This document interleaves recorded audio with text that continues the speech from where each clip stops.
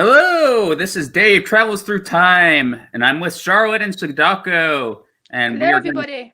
Hello, yeah. And we are going to talk about which story, Doctor Who story, scared you the most, and which Doctor outfit is your personal favorite in your opinion. All right. So who's going first? Yeah, who wants to go first? Sadako, God love him, is eating, so it's probably going to be one of us two. All right. Yeah, Charlotte, you go first. Well, one of my big fears is old dolls, really old-fashioned looking ones. And you'll probably laugh at this. And the reason is because I watched a Goosebumps episode. Oh, yeah. Where a ventriloquist doll came to life. Oh, I remember one of the wooden, what's he called? Mr. Chuck, I can't remember his name. But basically, I watched that.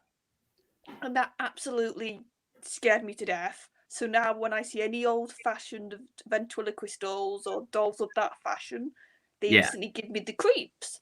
Yeah. So when Night Terrors happened, and that was the whole episode, and I adored Matt, so I was like, oh, yeah, Matt episode. And then I was like, that's my worst fear.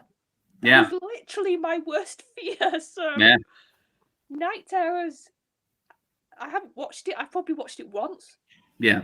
So it'd be interesting when I get around to watching it again, but that's one that will always creep me out. Oh, yeah. Because of, obviously, the paper mache, massive doll head people. Yeah. I'm trying to think of any other that instantly come to mind.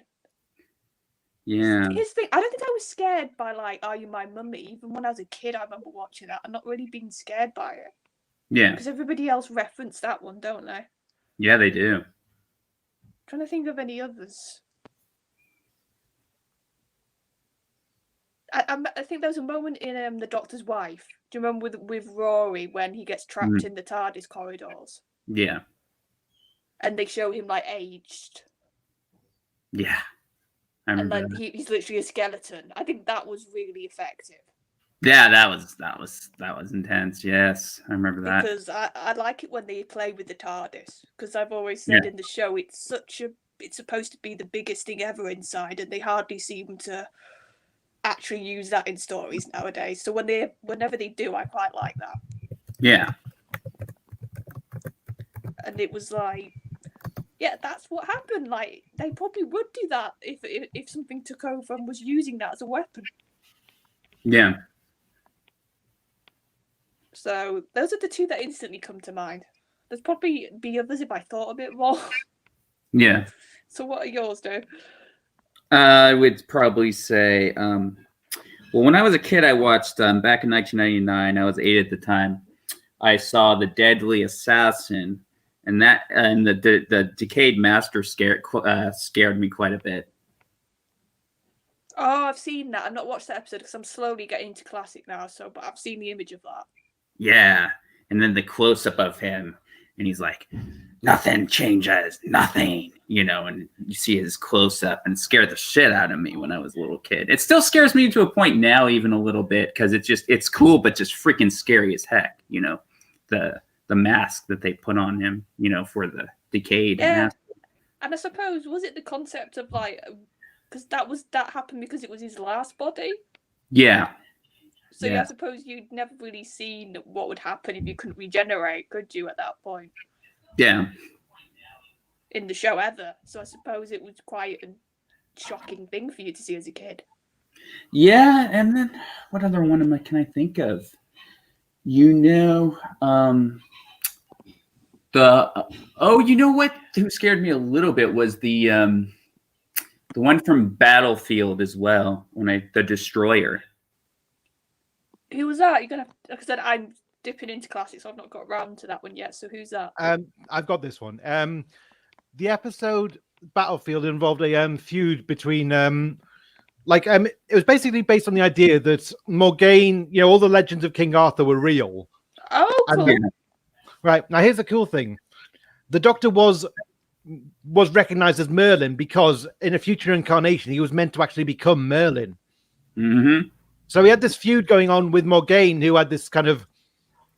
She wanted to take revenge against Arthur, who apparently was lying in eternal sleep. and claim Excalibur. And she, as part of her blackmail, she cast this spell that created this creature called the Destroyer, which was like bound in chains, and if it released, he would destroy the entire planet. He had like the creature had this hunger to do it. It was like it was probably the most Buffy villain there's ever been in Doctor Who, if you know what I mean. Yeah, I can see that. I know Buffy by reputation, so I can see that being a Buffy thing. Yeah, that's what it was. Do you think then it being practical, because we were chatting about this obviously before we came live, do you think that being a practical thing made it more effective then? Both occasions with the Decay Master and what you were talking about? It looked a bit more physical, yeah. I mean, there was always a bit of ambiguity about the Master, the Decayed Master in Deadly Assassin. It's like, is that just the final form of a Time Lord at the last regeneration, or did he end up in this horrific accident, but somehow his spirit managed to keep his burnt body alive? Yeah. It is a good episode, though. If you do get a chance to see it, then you definitely should, Charlotte. Oh, I'll get there. We're picking one for each Doctor, so I think it's Ghostlight for watching on Saturday. So that's the next one I'm watching. All right. Which version of Ghostlight? Because there's several. Oh, whichever one Rabbi sends. All right, okay. Or whatever I can find on. I won't say the website name, but whatever I can find. All right. Okay. The site that should not be named. Yeah, because I'm trying to think. When is Halloween? Because we're doing like a spooky thing then. Oh, the 31st, I think. I think I'm going to a friend. I don't know. Is it the 31st? Possibly.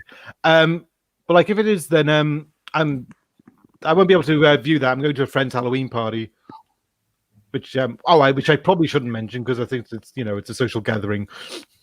It's fine, mate. Yeah. I don't know if we're doing it on Halloween night. I just know we're doing God Complex. Oh yeah. And Heaven Sent. Yeah, the ones I recommend would be a fun double one to watch. Oh yeah, because of that being that creature that stalks the Doctor and keeps on killing him every so often.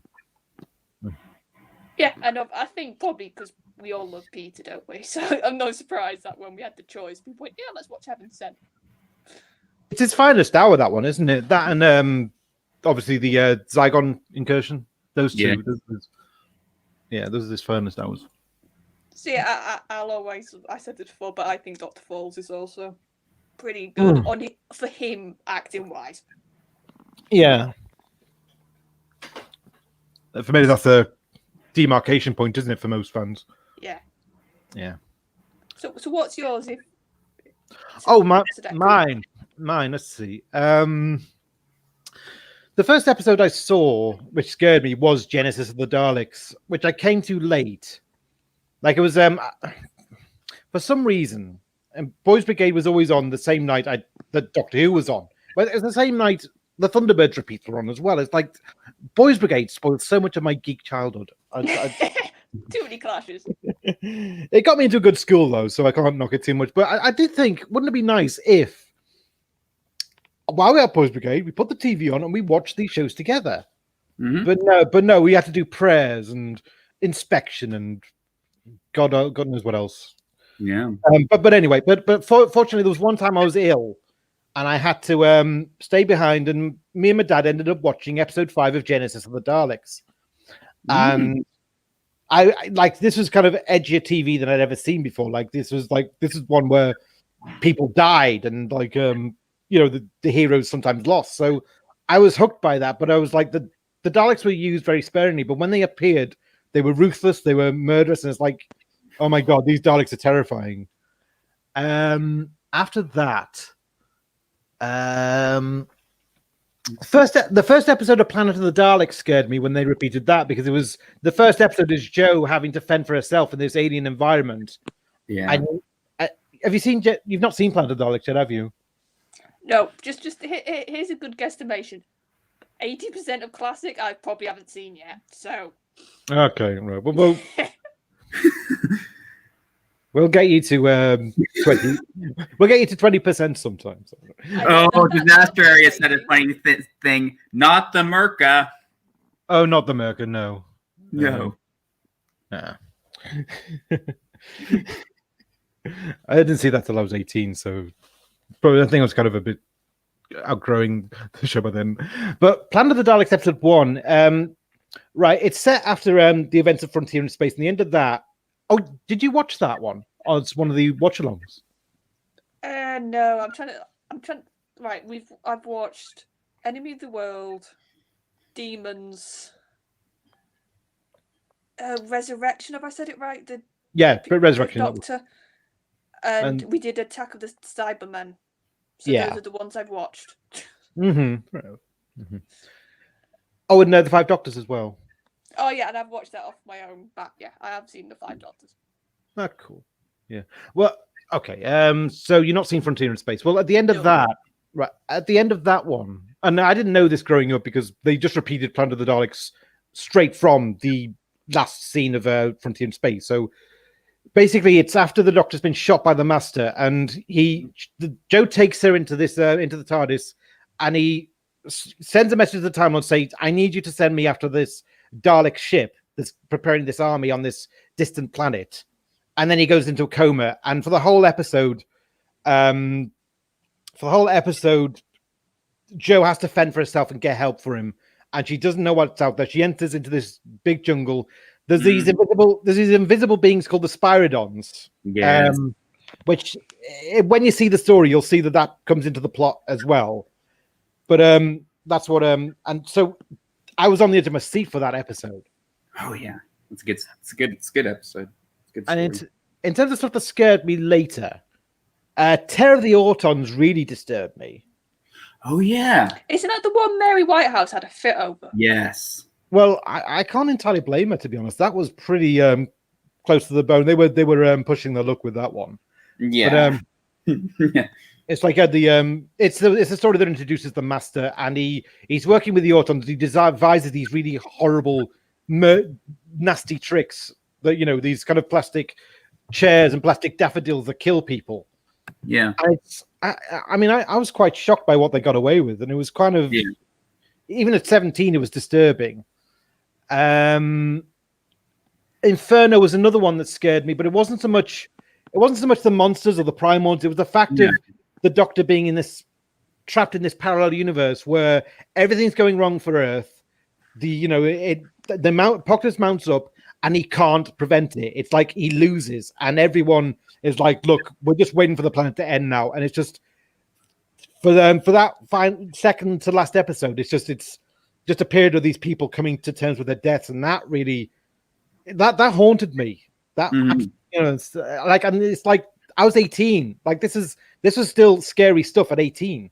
Oh yeah. Oh yeah, no, I think that we also have in our heads that the Doctor's the hero, he's always going to win, don't we? So yeah. Whenever a story, even if it just plays with that idea of no, he's not going to win, or no, there's going to be. See, I quite like it when, and I would love it if they did it more of what he does in the new run. Like they've done this a few times, but basically his actions, they look like a victory, but then a couple of years later on, or hundreds of years, or whatever. Yeah. Because I quite liked what they did with Chris with the whole. Yeah. He thought he fixed Satellite 1, was it? Yeah. Satellite 5. Satellite 5. Yeah. And then obviously at the finale, he realised, no, I actually made this future happen, and it's not a good one. Yeah. That's a good one. Oh, Gary Hewitt's got a comment about Planet of the Daleks. He says, "I love the way the Third Doctor gets his priorities right and changes clothes in Planet of the Daleks. I would have done the same."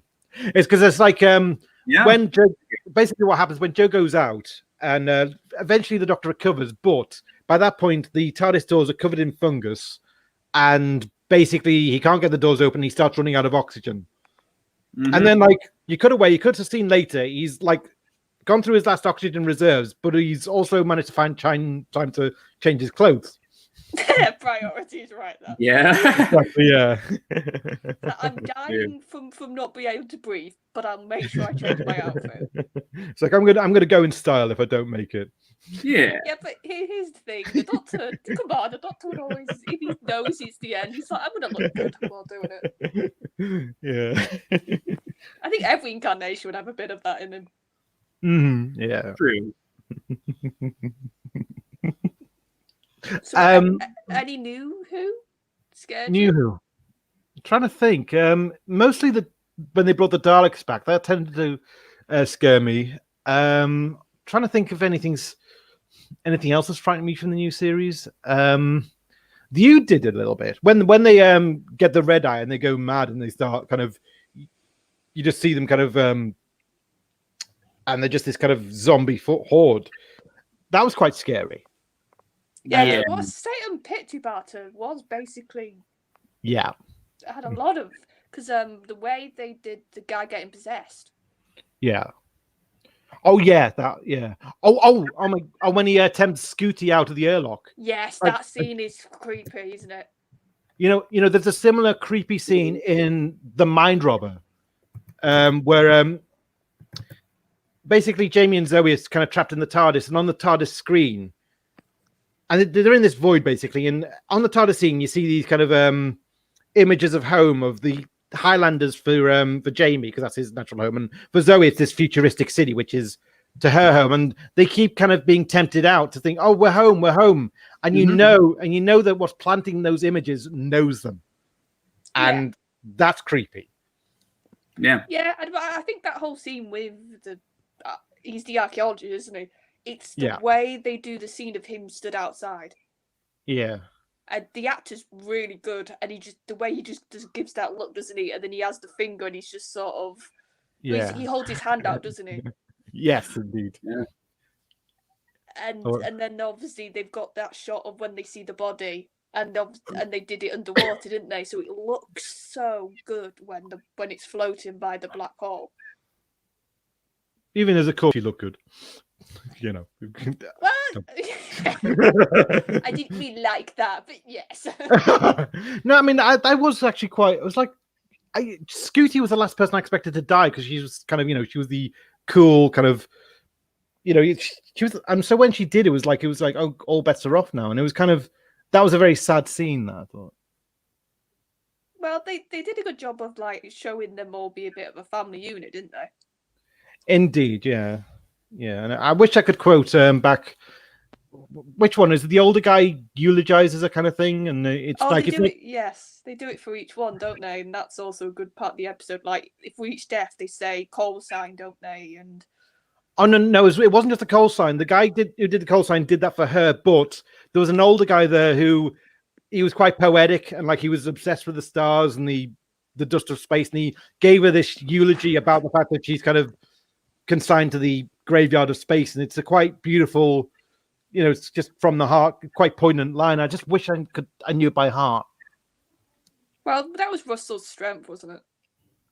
Mm-hmm. I don't know. I don't think he wrote the episode, but you could just tell, like, even if he wasn't writing, he would always have an eye over scripts. You have to understand, Charlotte, we're kind of classic Who, so you have to prize. You have to prize praise of us from it's like it wasn't the same. It wasn't the same. But but I agree. That was a good strength he had, and that was a good example of it. Mm-hmm. Oh, and Gary Hewitt said, I thought it was Sutek in the Satan Pit. Well, it was the same voice, wasn't it? It was. So he got the same voice, voice, yeah. I do find it quite funny that obviously Tom had like the Gothic era, but he was like the most eccentric doctor. Like you wouldn't think his type of doctor would have that era, but they did give it to him because of obviously Holmes and who was you're going to kill me? Who was I knew it was a partnership. Hinchcliffe. Holmes did the script editing, and Hinchcliffe did the he was the producer. By the way, just a quick plug. Blue Bonnet is doing a retrospective of Robert Holmes on Saturday, I think. Should be Saturday. Hi, no problem. Awesome. He'll have plenty of examples from Tom Baker's era. Yeah. But going back to what you said about Tom Baker's kind of comedic eccentricity, in hindsight, I loved the fact that you had that where Tom Baker's basically the comedian, but like the stories he was in the early period were not comedies. What I said. It's quite a weird combination when you think, isn't it? And I think that had an effect because it kind of enhanced the fact that he was in a real horror story and that you couldn't really trust the levity, if you know what I mean. If that makes sense. Oh yeah, no, and it's like I said, I've watched. Probably my experience of Baker is I've watched Planet of the Dead. Was it Planet of Evil, wasn't it? That was it. Sorry, I considered I'm going to be butchered for getting all these names wrong. We won't allow that, Charlotte. We won't. We will. Anyone want to... I have listened to him in a Big Finish actually, which was a bit of a horror thing called The Crooked Man, which was quite a good story. Yeah, because that was actually really creepy. Now I think the villain for that. Yeah, and you could hear it in that he's very much the eccentric comedian, like you said. Oh, Crooked Man. That was one of the Tom Baker audios, was it? Yeah, it's a really good one, and that's a spooky one. Yeah, I probably shouldn't say this, but I've got a file of Tom Baker audios I've not listened to. Like I've listened to the Dalek ones, and that's it. But yeah, Planet of Evil. Like I remember, I read the novelization of that when I was a child, and it was terrifying. It's like the idea of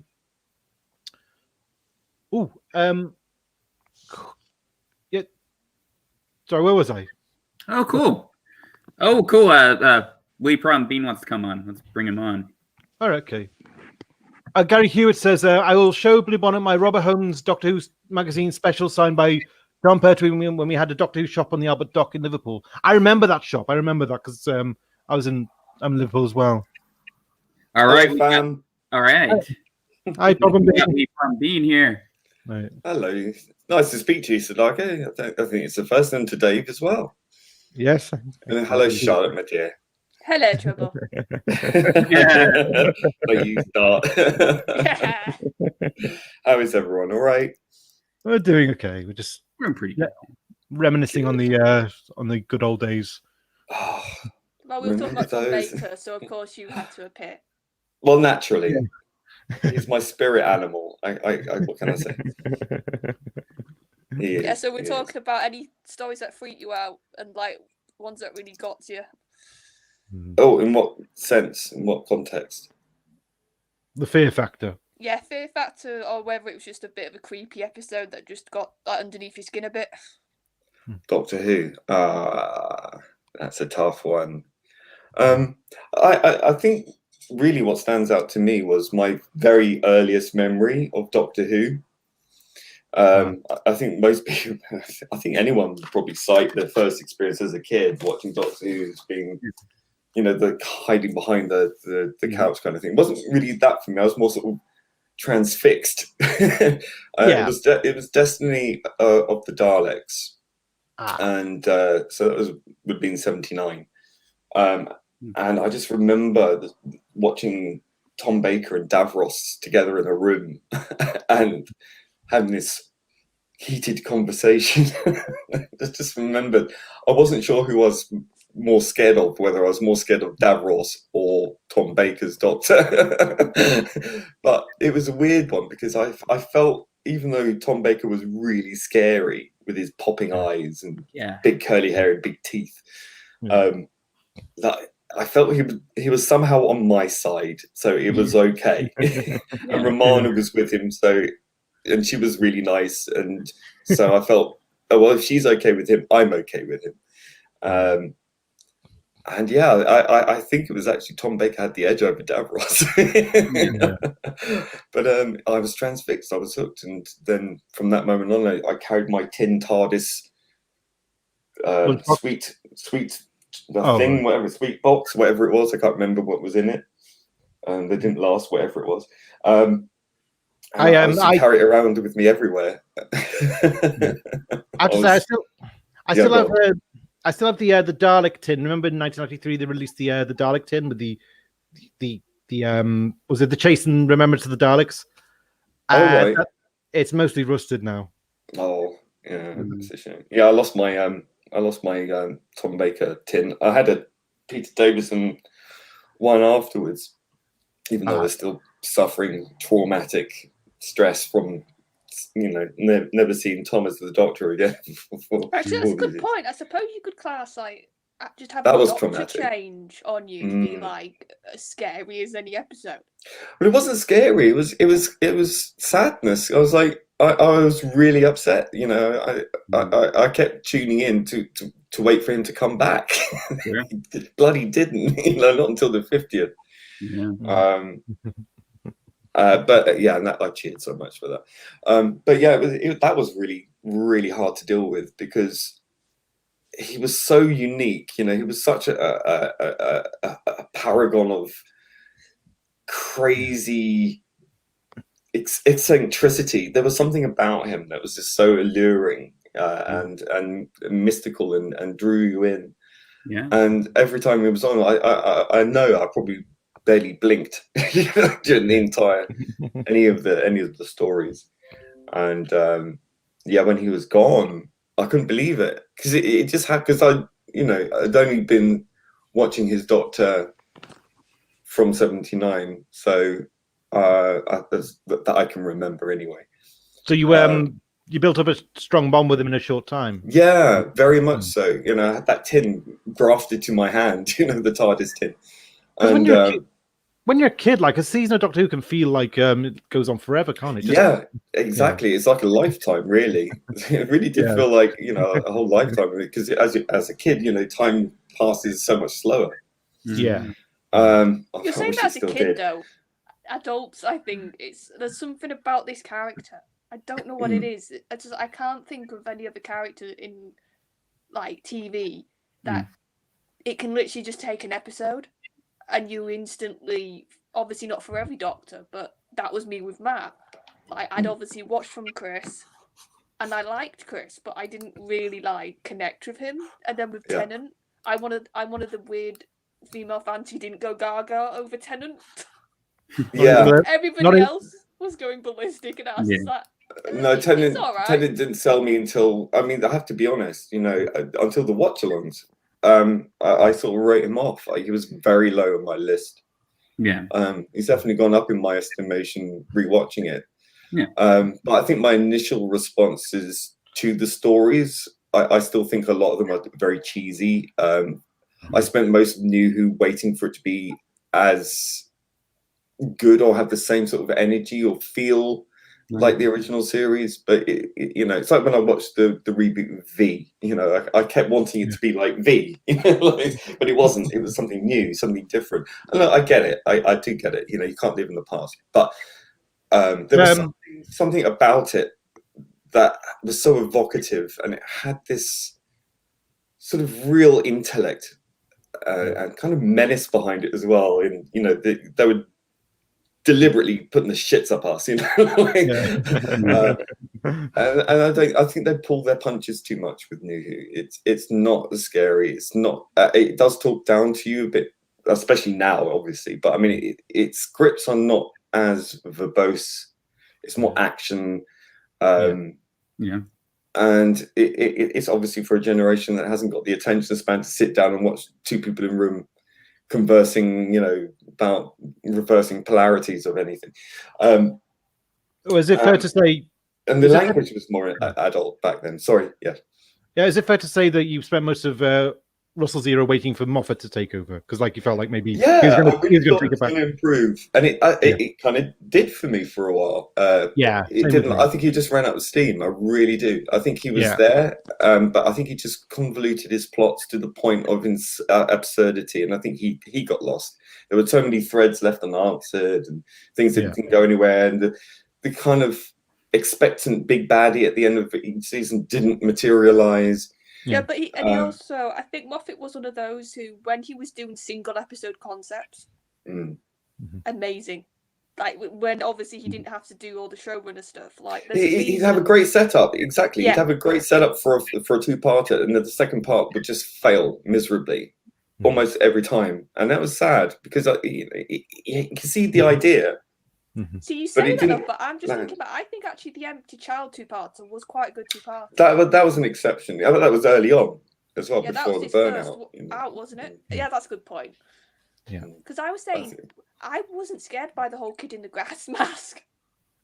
No, but it was creepy, and that's definitely creepy. that's what Doctor Who should be, and I think let's just stick to that. The thing that worked for me was the Hinchcliffe era. Yeah. I mean, you got the horror tropes, and the retelling of classic stories like Frankenstein and all these, and Sherlock Holmes, and of course, Tom Baker played Sherlock Holmes later on. He played in The Hound of the Baskervilles. You can always see it as like another Doctor Who story, but yeah, I think it works better when it's pulling the horror thing, the creepy thing, and that's what I liked about certain elements of Capaldi's era, when they did more of the horror focused stuff, the gothic stuff was better. It worked better with his Doctor. Not all this light-hearted standing on the tank with a guitar and their stupid sunglasses. That doesn't work for me. That just screams midlife crisis. But I didn't mind the sort of Bowie-esque Capaldi Doctor. She'll be back in a bit. Oh, Charlotte's gone. She'll be back in a bit. I think she's just having, women and tech issues. Oh, you misogynist! You. She'll never forgive you. Yeah, I don't mind a bit of a punk rock granddad kind of thing, but when it got to the point of putting the sunglasses onto the first Doctor, that was just like that jumped the shark for me. But I think that's something that when you have a younger Doctor, and Tennant being a Hartford Doctor who pulled in the teeny bopper girls and a gay audience, and this is, I mean, there was always a gay audience, but I mean, like en masse, because of its popularity, and Matt Smith the same. So you followed two very kind of similar Doctors, and that caused a lot of trouble for Capaldi's casting, I think. But I think what they should have done is, when they started with the series in 2005, they should have, like Harry Potter has done, grow up with its audience, mature with its audience. I think that would have benefited from that. I think the BBC loses its nerve when it comes to things like that, because it wants to stick to a particular formula. Well, they don't anymore, but they did. So they didn't want to. They wanted to keep the kiddie audience, but I think what they're failing to understand is that kids are a lot more intelligent than they're allowed to believe that they are. These days, and kids like to be scared as well. And they like to be that's scared, another weird thing. But they don't like being patronised either, and that's the thing. And especially this current era, it's incredibly patronising. I mean, it's bad for us, but I mean, for them, I'm sure they can smell that. I mean, I'm not saying the 18 to 25-year-olds necessarily, but I'm sure the younger ones and that probably going, God, this is bollocks, because I'm being talked down to. This is like my teacher. I'd forgotten. I'd forgotten how patronizing Series 11 was until recently. I rewatched the bit from the finale when Graham goes on that murder quest against. That made me flip out. That murder quest. I mean, I might be the story I didn't watch because I tuned out. So. It was the season finale. Basically, the Tooth Fairy monster from the beginning returns, and Graham says he's responsible for killing Grace. I'm going to kill him, and Jodie's doctor says, if you do that, you're out, kind of thing. I won't have that happen. In a very condescending fashion as well. Right. Yeah. But the thing is, at the end, so money lets spiders suffocate, and allows a man to blow himself up, and all the rest of it. Yeah. She gets the entire humanity of the future wipe itself out, and then dump what's left in 21st century Yorkshire. Yeah, with no prospects, no cultural understanding or anything. Yeah, perfectly. Yeah, what a moral authority she is. The last one about the losing humanity, I'll have to take your word for it because I tune out by then. All from 55 was my last one. Yeah, I mean, I only tuned in because it was the finale and I wanted to see if it was really going to be as bad. I wish to God I hadn't seen it, but I did. I personally didn't watch it for that. Oh, you guys, I was like, don't watch it. Yeah, it's like a sore tooth, isn't it? You can't stop touching it. No, it's more like, when you see like a car crash or something horrible and you think, I really should be watching this. Yeah. Well, draw any analogy you like. It's that, basically. It's, I regret it. I just wanted to be absolutely sure that this wasn't going to destroy it. I just wanted hope against hope that it wasn't going to go there, and that all this was going to turn out to be complete nonsense, and it couldn't be as bad as that. There's no way the BBC would allow it to commit suicide in such a way, but they did it. You were warned. I was dumbfounded. Yeah. I mean, you just think back to the glorious fun that the Doctor Who used to be. Yeah. And the charisma surrounding that character, and that bravado, that male energy as well, and that commanding performance. And then and I think what was really but I think what was clever, like you talked about Tom, that it was like he could be a bit of this sort of bulging eyes and gritting teeth and the curly hair, so he could look hard and eccentric and the comedian. Like my favourite Dr. Matt, he looked about 12. Like he acted like a kid half the time. And like they were all there, but every other doctor, they could go in a room and go, "You're going to listen to me." Sorry, I've just cracked up at the Anthony Davis comment there. Someone who writes Cyberwoman in Torchwood should be writing for the Beano comics. Yeah. That's good. Yeah. Don't insult the Beano. No. But I mean, I think though Torchwood had some pretty freaky episodes. I never watched it. I don't like spin-offs. Particularly, I'm not keen on them. I'm because I love the character of the Doctor. Yeah. So much. I don't care about the extended universe. I care about the Doctor, about his journey and his adventures. Everyone else can go fuck themselves, quite honestly. I don't care. I don't care about Torchwood. I don't care about Unit if the Doctor isn't there. I don't care about whatever it is, Coal Hill School. Klaus. You know, I don't care. I want the Doctor. I want the Doctor now. Problem, should I change my avatar? I can't even see what it is. What does it say? Dalek Empire. It's one of the Big Finish spin-offs. Oh gosh, right.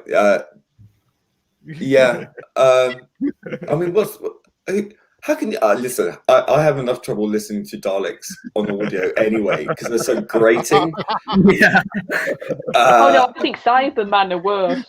Well, I don't think. I think Daleks have just got the edge on them, but I think it depends which Cybermen.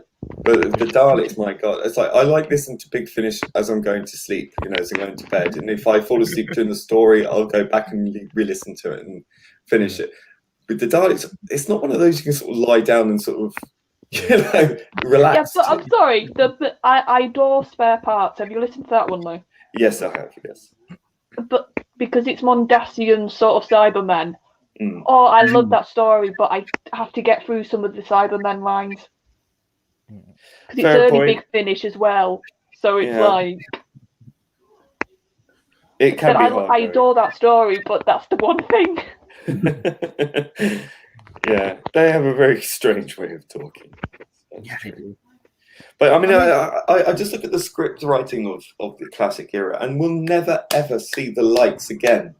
No. Of that level of intellect, that level of breeding of committed writers who understand the audience, right? They don't talk down to the audience. They bring the audience up to their level. And that's the big difference between what we had and what we have now. What we have now is people writing to an audience that they think they understand because it's their mental age, and it's lower than it was. Listen, kids back in the 70s and 80s had a much better vocabulary, right? Considering we live in an age of information where, you can look up absolutely anything you like and get an answer within seconds, right? I'm sorry, but even if you look at documentaries or interviews with school kids around the 70s and 80s, they all speak so well. Even the real oiks, they could still string a sentence together, right? They were articulate, and they were well spoken more often than not. And now, it's just this kind of weird. Everything's slang now. Everything's slang. Yeah. Oh yeah. Almost, and it's like these writers are kind of trying to keep up with the kids. You know? It's just Yeah. embarrassing. I mean, you got a late 30s, a 40-year-old woman acting like that. Yeah. I found it cringeworthy with Tennant and Smith a lot of the time as well, but it's more pronounced with Whittaker for some reason, because I think because she is so preachy. Yeah. And it's written that way, and she acts it. No, with I think it's more that way. pronounced because you've got an impression. Yeah, she's And doing I an think impression. Basically. Whenever you do an impression, it naturally is a heightened version, isn't it? And I'll tell you, this is an absolute fact, right? I was doing my rehearsals with Black Glove Studio when we were doing the audio drama for the Battle of Bannerman Street, which is going to be the Sarah Jane adventure that they're going to be releasing at some point soon, I hope. And I play a part in that. And there's the girl who plays I can't remember the character's name because I didn't. As much as I love Sarah Jane Adventures, I don't watch Extended Universe stuff. But she was the daughter, right? So Maria? Was No. it Ronnie? Oh, Ronnie. Ronnie. Oh, no, Sky, wasn't it? Sky. It was the How can I baby forget that- a name like Sky? Yeah, Sky. So little girl plays Sky, Yeah. and we were just sort of in between rehearsing, and we were talking about Whittaker. Yeah. And because she was the little girl in that, it was quite interesting actually. Like even sort of the more liberal, I think there was only one who really liked her actually, and all the rest were kind of indifferent or just not busted up. And a lot of them in the cast, there's like over 50% of them were women. Didn't like her, Yeah, particularly, yes, and they didn't like the time it started. absolutely. But the girl, she was asked, so what do you think? Do you like Jodie Whittaker? Mm. And she said, no, not really. So why? Why don't you like Jodie Whittaker? She just does a bad David Tennant impression. Just Oh, and how old was this kid? Oh, she could have been more than 10, I think. Oh, wow. Good. It was like good on her. Yeah, I was just like, you go, girl. I'm so proud. Brilliant. No, And it's. but I such a don't funny want anyone thing. going after her. Like, she was, you know. I mean, she spoke her mind. You know. No, that's the thing. I joked about this. How like yes, as women we like good-looking blokes on screen. We like handsome blokes, Huh? and like they completely have thrown that away. But that's the thing. Girls like good-looking blokes, right? And blokes like men they can relate to, and women to kind of look at and yeah, you're really nice, or something like that. I mean, I'm boiling it down to real basic chemistry here, and there's nothing wrong with that. That's the way things have been going for a very long time, and that's how biology is, and that's how we've evolved, and culturally, that's how we are. And some people don't like that. Some people do. Most people do. Some people who don't, make your own entertainment. Don't ruin ours. And there's nothing wrong with it. And on the flip side, you know, a lot of gay men loved having a male doctor. A lot of gay men love Jodie Whittaker because they, you know, they like Lady Gaga and all these. It's a trope within the gay community that, you know, they must love these strong, powerful women because, oh my God, Britney, you know, this weird shit I never signed up for. You know, I like Diamante Galas if you're going to go for a strong character. I mean, she's a weird woman, a weird singer. She's crazy. I love her. But I'm going off topic. But like, yeah. So basically, we forget that this is a formula that has worked specifically within Doctor Who as well for 50 odd years, right? Yeah. I understand if you want to experiment with it, fine. But the experiment hasn't worked, right? Regardless of how much they scream and shout and how much they defend this and how much they go, oh, we love you. Look, there's so many thousands of people who said this and watched the New York Comic Con panel and da-da-da. See, it's just, look, she's second best doctor out of all the doctors on the radio time thing, which we rigged. Yeah, So that's that why proves- they admitted to doing it online. I was like, I guys, know. we I know. were saying this. We didn't need you guys to literally give us proof. But that's it, and it's like that's the desperation. Like, not I don't think necessarily because they're fans of it, but because they're on board with the message. And But do you think maybe that's it. do you think maybe they want the show to be a success even if it's not good? Like they want it to exist, like in case. But why maybe- would you want it to be not good? I don't understand why they want it to be not good. I mean, clearly it's not good. I mean, even they admit that they have problems with Chibnall's writing and his team of writers, but they don't seem to do anything about it. We're the only ones complaining about it, but these people just, oh, it's amazing, it's amazing, it's amazing. Stop being, stop hating, stop hating. It's like, look, hate is a perfectly rational and reasonable emotion. It's natural within us. It's not because we hate Doctor Who. We hate what's being done to Doctor Who. And that's a big difference. And criticism is a fact of reality. Okay. And it's everyone's God-given right to be able to use their critical faculties in any way they deem fit without anyone coercing them, threatening them, harassing them, telling them they're wrong, telling them they're bad. I mean, look, it's just what I think the Doctor is a male role. Yeah. It's a male character. Always has been, always should be. And I have no problem with that. I don't think anyone should have a problem with that. And if you had noticed, there are a lot of roles being swapped out, taking male roles, particularly white male roles, away. And that's not adding to anything. That's just taking away from someone and giving it to someone else. Right. Not because they've earned it, but because reasons, because political reasons. Listen, that's not doing women any good either, because not only do you write the women as if they were men, right, and denying femininity, which is to me seems the most misogynist thing of all. Right. Yeah, but Lee, these are the same people that if they heard people like me, people like Starry, Blue Bonnet, like if they heard us criticise, they wouldn't accept our views.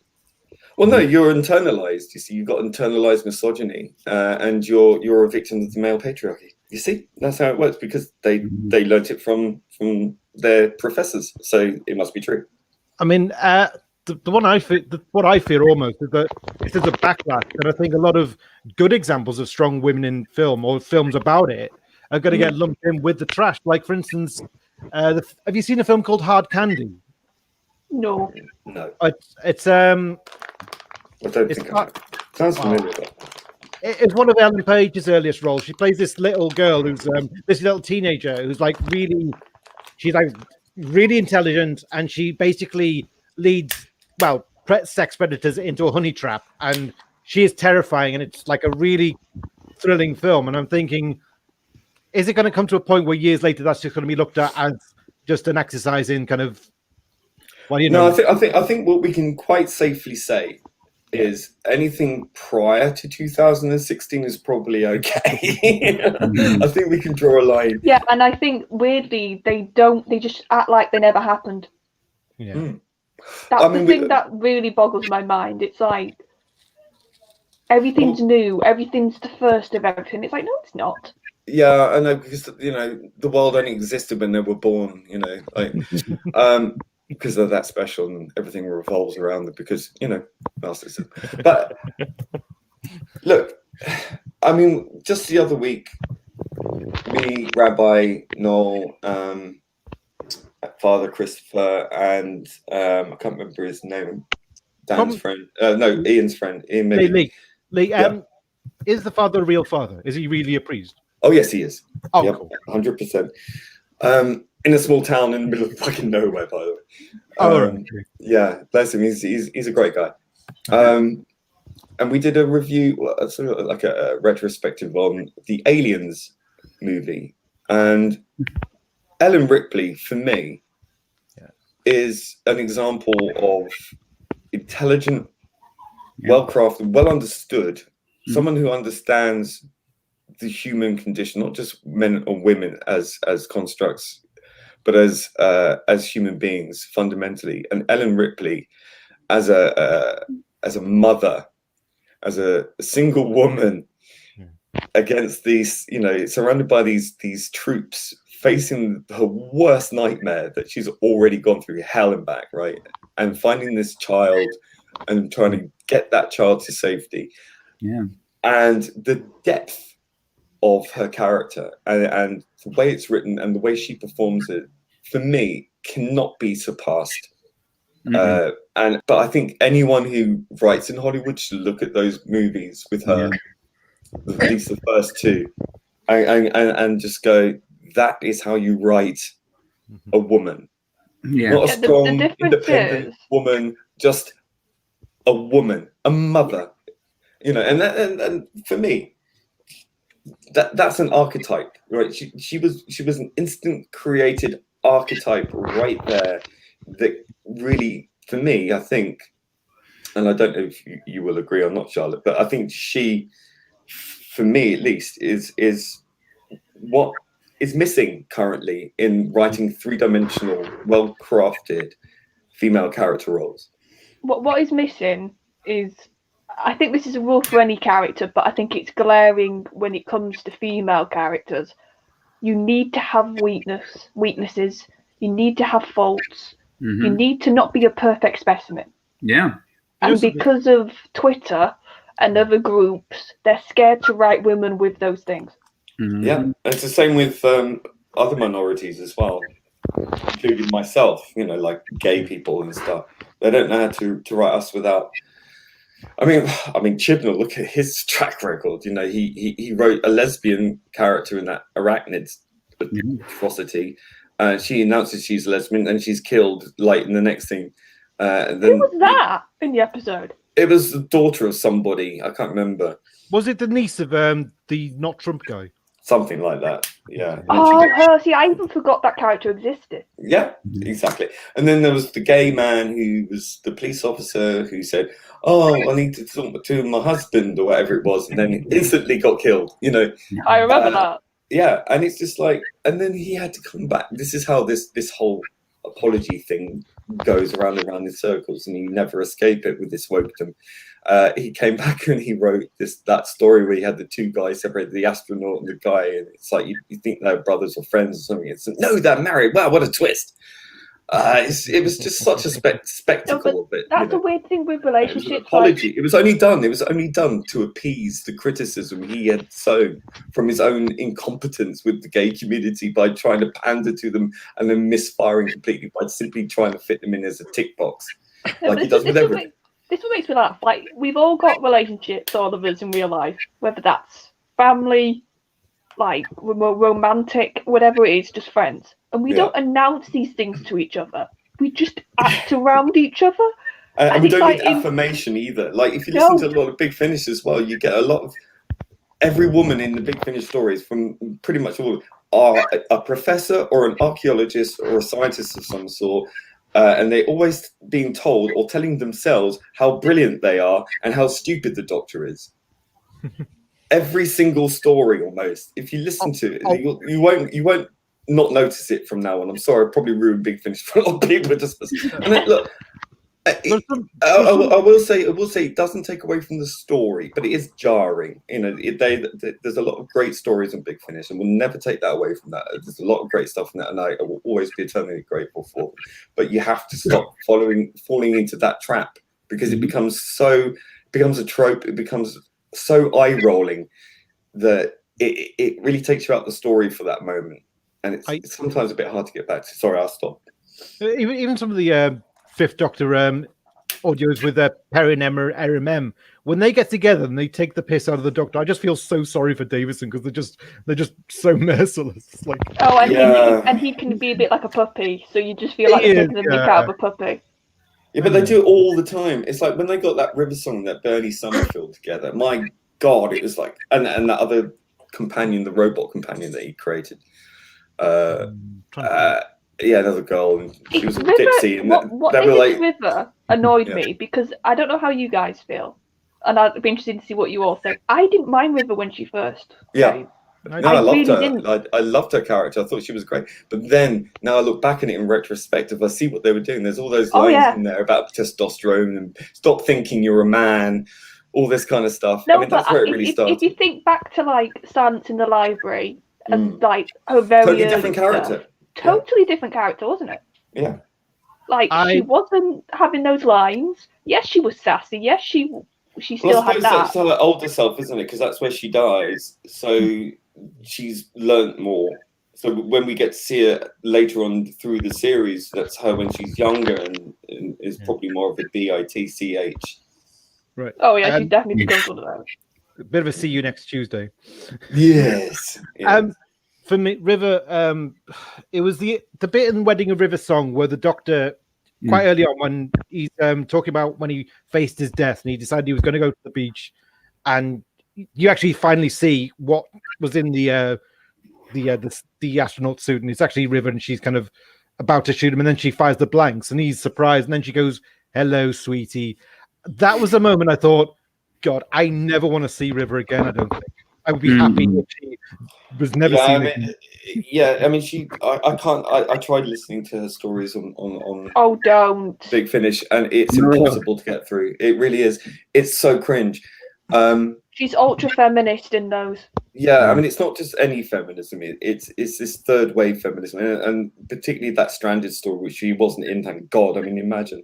But I mean, you've got this quite clearly trans person coming up to fans, and it's just like, yeah, and this really unrealistic relationship with this, I don't know, lesbian, pansexual, whatever. And then you got this other story. I can't remember which one it was, but the one of the characters, she's like this.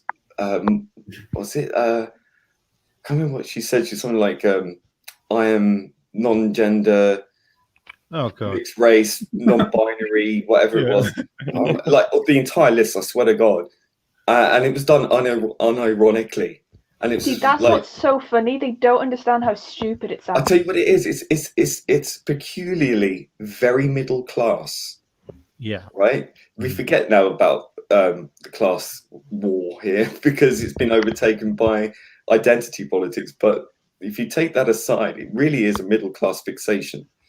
Right, you don't get very many working class people worried about being non-binary. You don't get many tops. It's mainly the middle class fixation because they're so navel gazing and they want to keep up with the Joneses. So this is where it sort of becomes like a. Oh no, it's like God love my dad. He's basically made himself middle class because of his work, but his roots are very working class, northern. And when he reads the papers and he sees stuff on telly, and when he hears all these terms, he looks at me, and I'm like, I don't understand half of them either. But he has not got a chance in hell. Well, this is it, and he will get demonized for that because he fails the purity test because he hasn't conformed, and this is all about power and conformity. And appearances and keeping up with the Joneses, and it's a very middle class fixation.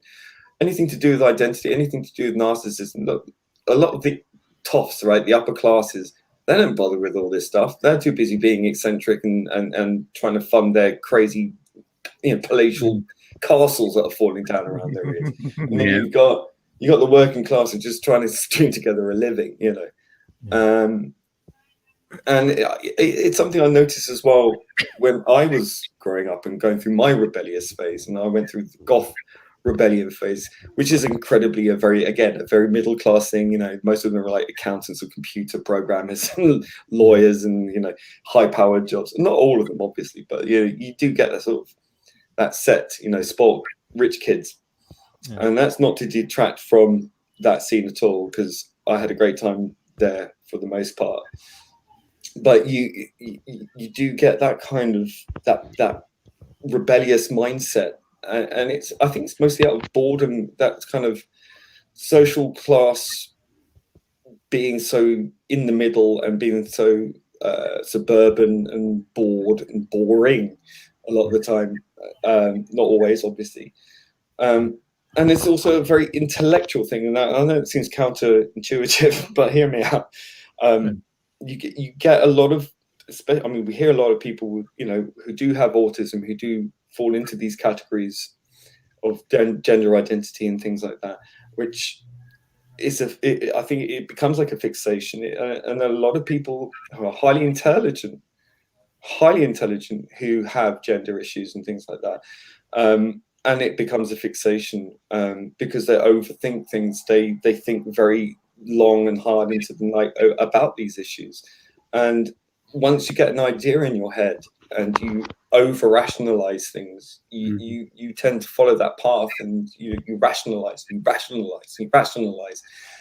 And I think that really that kind of moves you through into that. And when you start with the advent of social media, and you know, I remember back in the MySpace days, you know, everyone suddenly became a narcissist, everyone became an emo, everyone had the hair spiking up in different colors, and look at me, I'm sort of wearing makeup and I'm a bloke, look at me how skinny I am, and look at my eyebrows halfway up my forehead, you know, and all my piercings and tattoos, and it sprang from that. And then you had people sort of coming out of the closet earlier, younger, and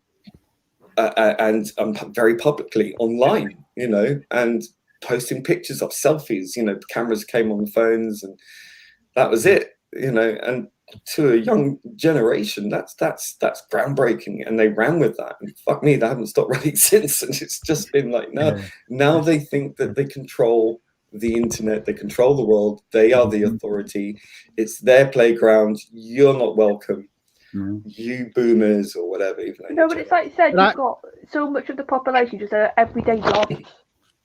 Yeah, and most people are even not register for them. Yeah, exactly. That's why they're so confused, and they're waking up into a world where suddenly they're the worst person on the earth because they're not on board, don't understand these words, and don't use them. Then what pronoun? What the fuck is a pronoun? You know, half these people won't even know what a pronoun is. Oh yeah, no, I said I love the dad, but because of his age, he's definitely like that. Yeah, and that's worrying. I mean, if you think about growing old in this time, if you think now, growing old, these people who are wishing you dead because they think you're a bigot or an Islamophobe or whatever, these people, that generation, is going to be looking after people my age. I do worry about that. I do. I think I really get what you're saying. It's like you're saying a lot of people with autism have it hard enough managing the social cues, and then add this on the whole thing, and these unspoken cues about, you know, this changing rule book of what the etiquette is. You know, it just makes you feel even more like you're not good enough. If you know. Well, there was one school. I think it was like I don't know what, because my day it was, you know, year 4, then year 5 years. You know, not like it is now.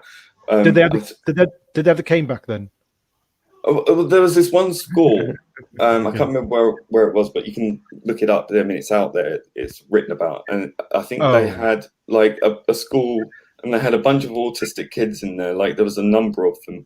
One kid came out as trans, and within a certain time frame, like all the autistic kids in that school suddenly came out as trans, like about 17 of them or something like that. I mean, and that's really, I don't know what Dave thinks about this, but like I think that when you have a situation like that, you have a duty of care. Yeah. That people who are impressionable, who don't necessarily realize the consequences, or that they're being sort of, you know, fixated onto a certain path.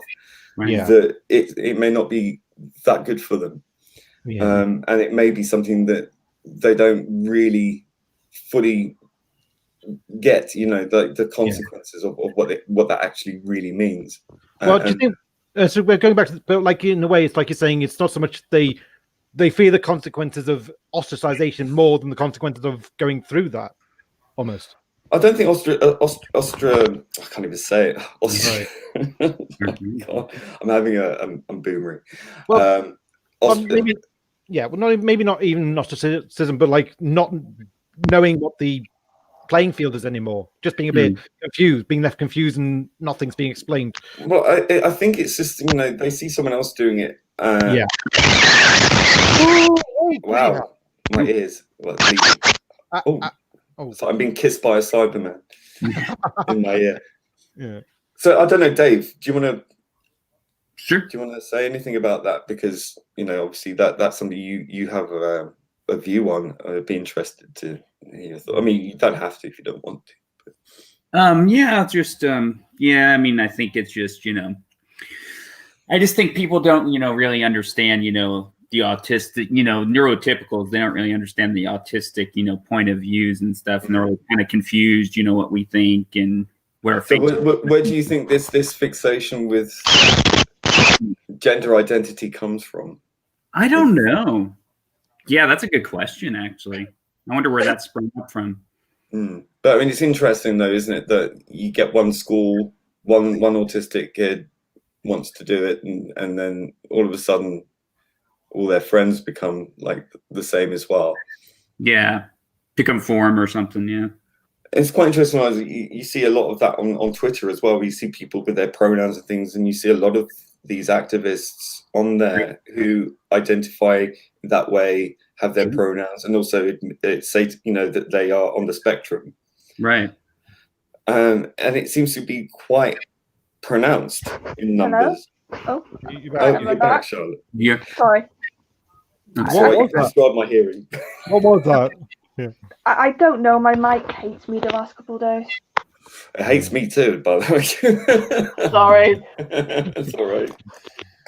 But yeah, I think the problem is because I'd like to work in sort of the field to do with that, and I think the thing is, it's such a wide spectrum. Yeah. And people can, and you can't just have a simplified view. Right. You can't just have one size fits all. Yeah. True. And I think the problem is. Right, I think the problem is people use that term and don't understand it. It's basically an umbrella term, and you've got about hundreds and hundreds. Like of irritable bowel ways. syndrome is another sort of, to give people an idea that, I mean, it's something that doctors use when they can't diagnose something specifically, like it's a condition that can have multiple myriad different forms. Yeah, because so they're at the like end of the day, cases of dyslexia, for example, which yes, another one. It's like because I have dyspraxia, and I'm on the very Me too. low end of it. Yeah. But the way it worked out for me was when I was very small, I literally couldn't work out how to shape my mouth to make words. Yeah, it's like I'm having trouble saying certain words too. But my mum would laugh. She'd go, "I could tell because I would talk." And my mum had said as a kid, she could tell in my head I was saying every word. I couldn't tie my shoelaces until I was about 9 years old. I used to be so bad for that. But no, and that's my point. Like, I used to be bullied because I had those fucking, the straps that would use the Velcro. I'd wear slip-ons. But that's my point, Lee. Like, we both have technically got the same thing, but we've had completely different experiences, and that's the same with autism. It's a term, but and that's why when in telly, it does my head in when they say, "Oh, I've got dyspraxia, I've got dyslexia," so I think they don't explore it. I think what I see it as then is more likely a case of autism plus peer pressure. So you've got that sort of perfect storm of having you may have very kids with variant different types of autism on whatever part of the spectrum, but you also have that sheer cliff of peer pressure regardless, and that will still have that sort of similar effect. And if one notices the other, then you've got the peer pressure, and then whatever spectrum on whichever sort of part of the spectrum you fall on, right, you're still going to be up against that peer pressure to conform. Right. And especially at that particular age where conformity is so important. It wasn't for me at school because I really didn't give a shit. Yeah. But what a surprise, Lee. Well, look, you'll find this with a lot of Gen Xers, right? This is something I've tried to explain on multiple occasions. If you look at the Boomer generation, there were a lot of them. Obviously, that's why they're called Boomers. They had free education, free milk at school, free school meals, all the rest of it. Dave probably won't understand that. Like, but they had a lot of things for free, and they had all the jobs, all the houses. They had the right to buy their council houses and all the rest of it. So they had a really good chance. They had a lot of tax breaks, a lot of things given to them, a lot of opportunities. and it was booming. Boomers boomed. Generation X came afterwards, also known as the forgotten generation for good reason, who were sandwiched between the boomers and the millennials. And a lot of millennials, a lot of boomers, not so many Gen Xers. So there's very little of us in number. So we got lumbered with aging parents, aging grandparents. House prices rocketed. We couldn't afford to buy any property. All the jobs were taken up by the boomers. All the houses were bought up by the boomers. The free education stopped. We had to come up with pay our own tuition fees. Yeah. We had the milk taken away. We had everything taken away from us. And growing up in that situation, growing up under Thatcher, growing up under Major, it was a situation where we had to fight for every scrap off the table. You have to look at the era we grew up in. The boomers invented punk, and the cult with no name, the new romantics thing came up. Rave culture came up with Gen X. Counterculture really boomed. We were all off our tits in the 90s because there wasn't much else going, really. So it was a release. But yeah, we partied because we couldn't do anything else. And it really, now, I mean, I was caring for my grandmother for over 10 years, pretty much by myself, with very little assistance, no assistance, no physical, meaningful existence. And again, everything denied me, pulled away by the boomers. So basically, what I'm saying is, Gen X, growing up as a Gen Xer, you are not a conformist by nature. Generally, most of us are not. Most of us are highly critical because we've had to be, because we've faced so much adversity, and we have had to band together more. This is why racism wasn't a big deal. Homophobia sort of dissipated during my years, and things were looking up, really, because we put aside all these things because we were fighting the system, as we saw it. Here's the problem now. You've got kids who desperately want to fight a system when there isn't really that fight. We had a legitimate fight on our hands, and that's the thing. Now these millennials come along, think the world is so unjust and unfair. It's like, walk a mile in my bloody shoes. Like, seriously, they have no idea how fucking tough it's been, because they've never had it so good as they say. Yeah, I mean, there is some truth to it. Yeah, I mean, I feel in the category of millennial, but like when I went to college, like I mean, I remember growing up in the 90s. So I do remember what you said about there was like that kind of. What year were you born? 1982. I think you're just on the cusp. Yes.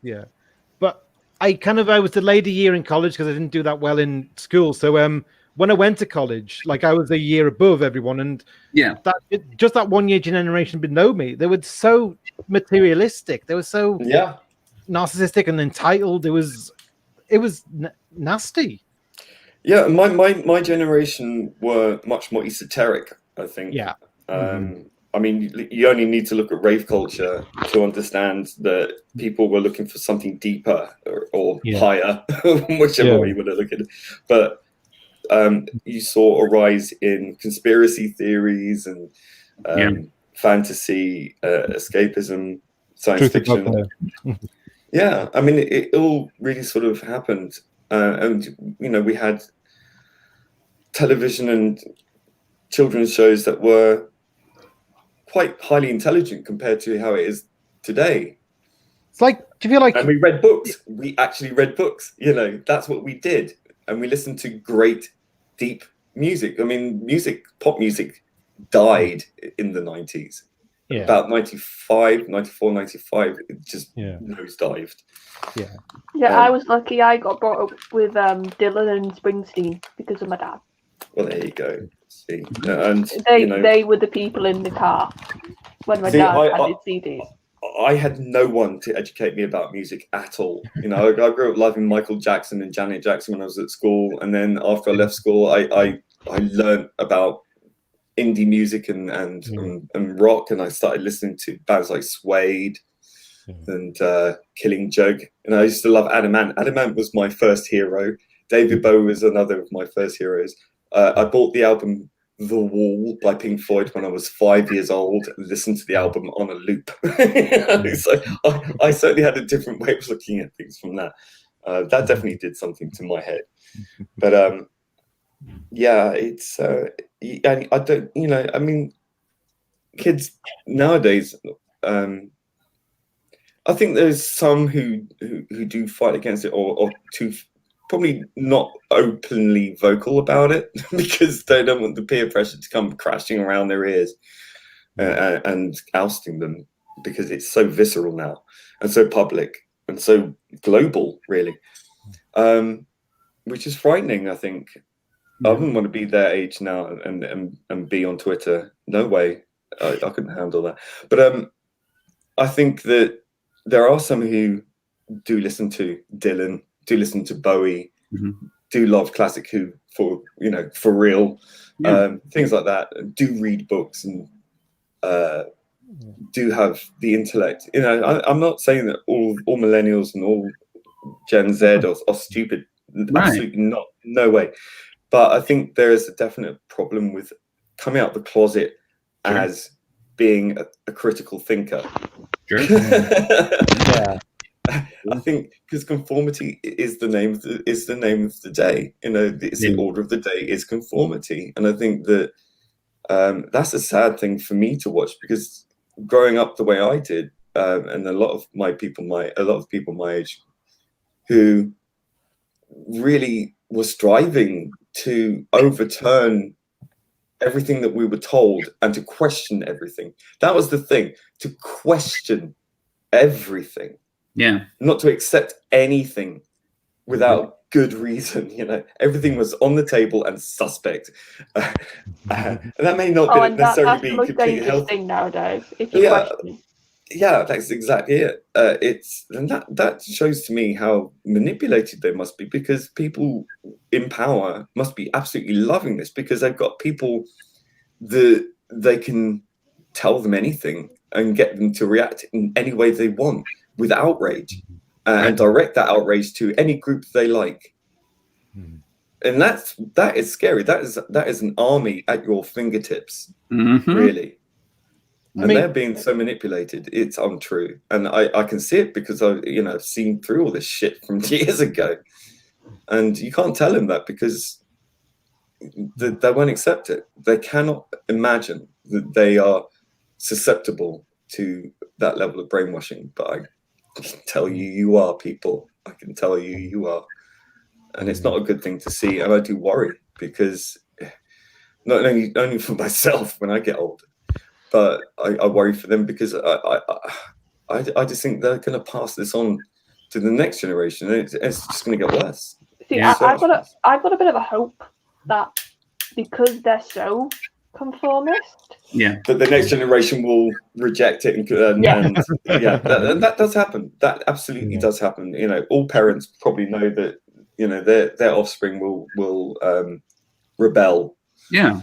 But again, it depends on the rebellion, because the middle class rebellion is like being a goth or something else like that, and the working class rebellion was being a chav. Yeah, that's how it. I know these are sort of stereotypes, but they exist for a reason, because they're real. Okay. Yeah, but I think the problem is they're getting so wrapped up now in all these tropes that we would say are woke or virtue signaling, that it's now getting to the point where you don't even have to look that hard.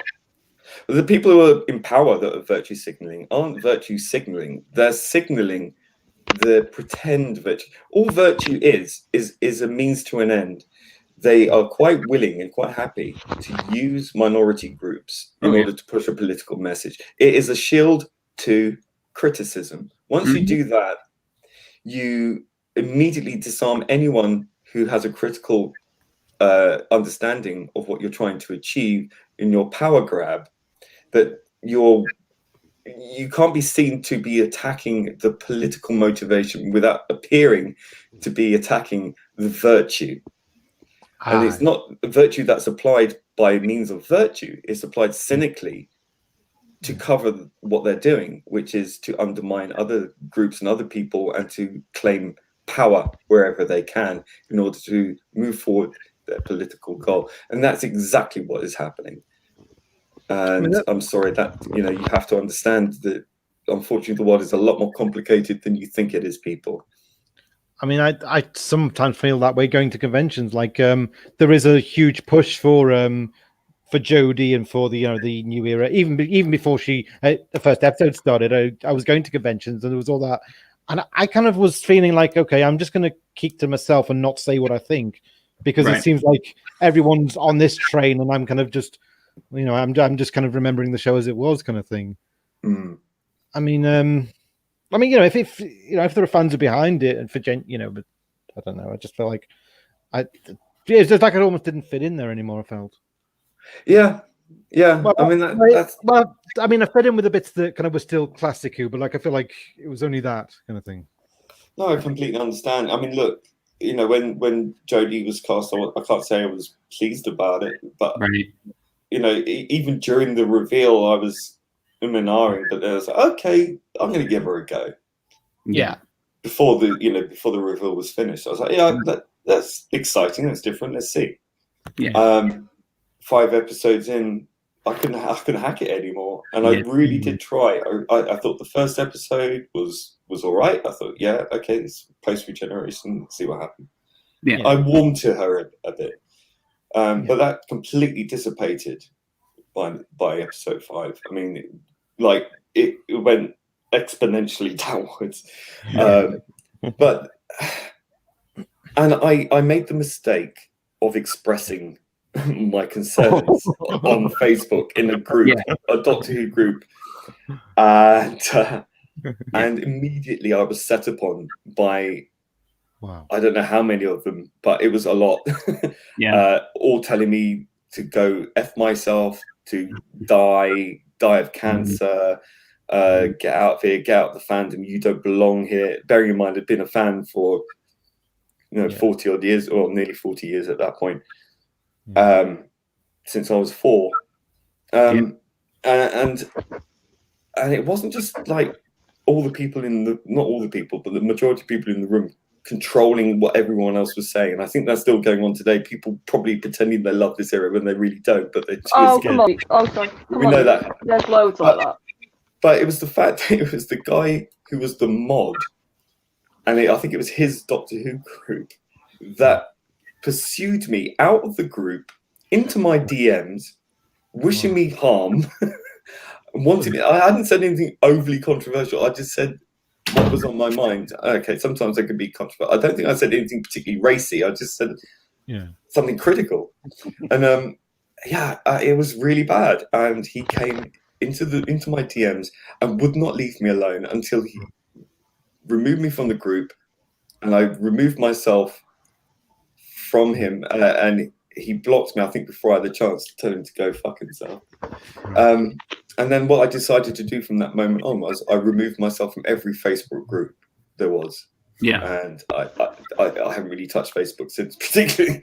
And I think that's what I think they need to understand. And this is how the fandom menace, this is how Noel and people like that came about. They created us. As I say, I think that's what they need to understand, that a lot of us, we instantly got dog powder. They started this completely. Lee, I mean, do you think obviously it wasn't quite as bad, but to a degree, do you think this was happening with when the series came back as well? Like when everyone was on the train of, how great the Russell T Davies era was. Do you feel like there was a degree of almost that kind of, there's a party line, do not speak against it kind of thing? I'll be honest with you. At that point, this is 2005. Yeah. I was out getting completely hammered. All right. I was adulting and enjoying myself immensely, and I would watch it. But that was the extent. The internet wasn't really. I mean, for me, it was like MySpacing my music as I was doing music stuff. So I was really focused on other things. But I was watching it, but I wasn't enamored with Eccleston at the time. I thought this doesn't feel like Doctor Who to me. It was all too gimmicky. The music was a bit too over the top and really loud. Yeah, I forgot how sort of over the top mode. Yeah, the soft focus lens and all that kind of stuff. And I didn't like his Doctor. I didn't like the costume. I didn't like his being from up north. Every planet has a north. Every planet has an Africa and Asia. Apparently. And I didn't like Rose. I thought it was too central around her. I wanted to, it to be with the Doctor. I didn't like the TARDIS interior. I like the TARDIS because it was the only familiar thing. I didn't get it. I mean, I've warmed to it now. I mean, I've Eccleston still isn't one of my favourite Doctors, nor is Tennant. Capaldi for me was the closest we got to a classic Doctor. Smith I did like. There were moments he would really annoy me 1 minute, but he'd win me over the next. So it was like a love-hate relationship. Yeah. But as I said, I've been clear about this. I'm a classic Who guy. It's what I know. It's what I loved. It's what I was raised on. And New Who has always tried to catch up to that for me, and I've always watched it and hoped that it will get back to being proper Doctor Who. And I think there's no chance now. That's the sad thing. Well, there's no chance now, but I think the main problem is production value and turnover of time and money.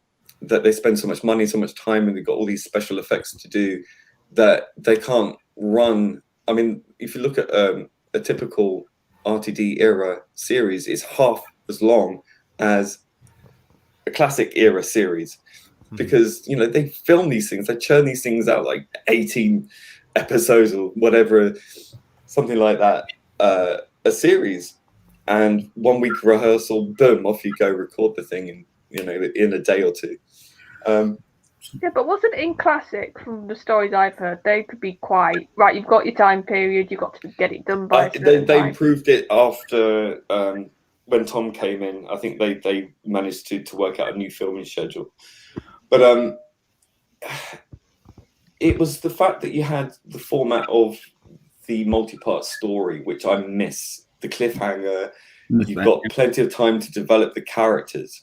And I think the current era Who suffers most, and this is like a criticism for the whole thing, not just Chibnall's era, but the whole thing, is that whilst RTD was very good at generating interesting new characters that would last an episode or maybe come back another episode or whatever, they were very far and few between. But yet you got the essence of the character. You did feel something for those characters, and they were well written.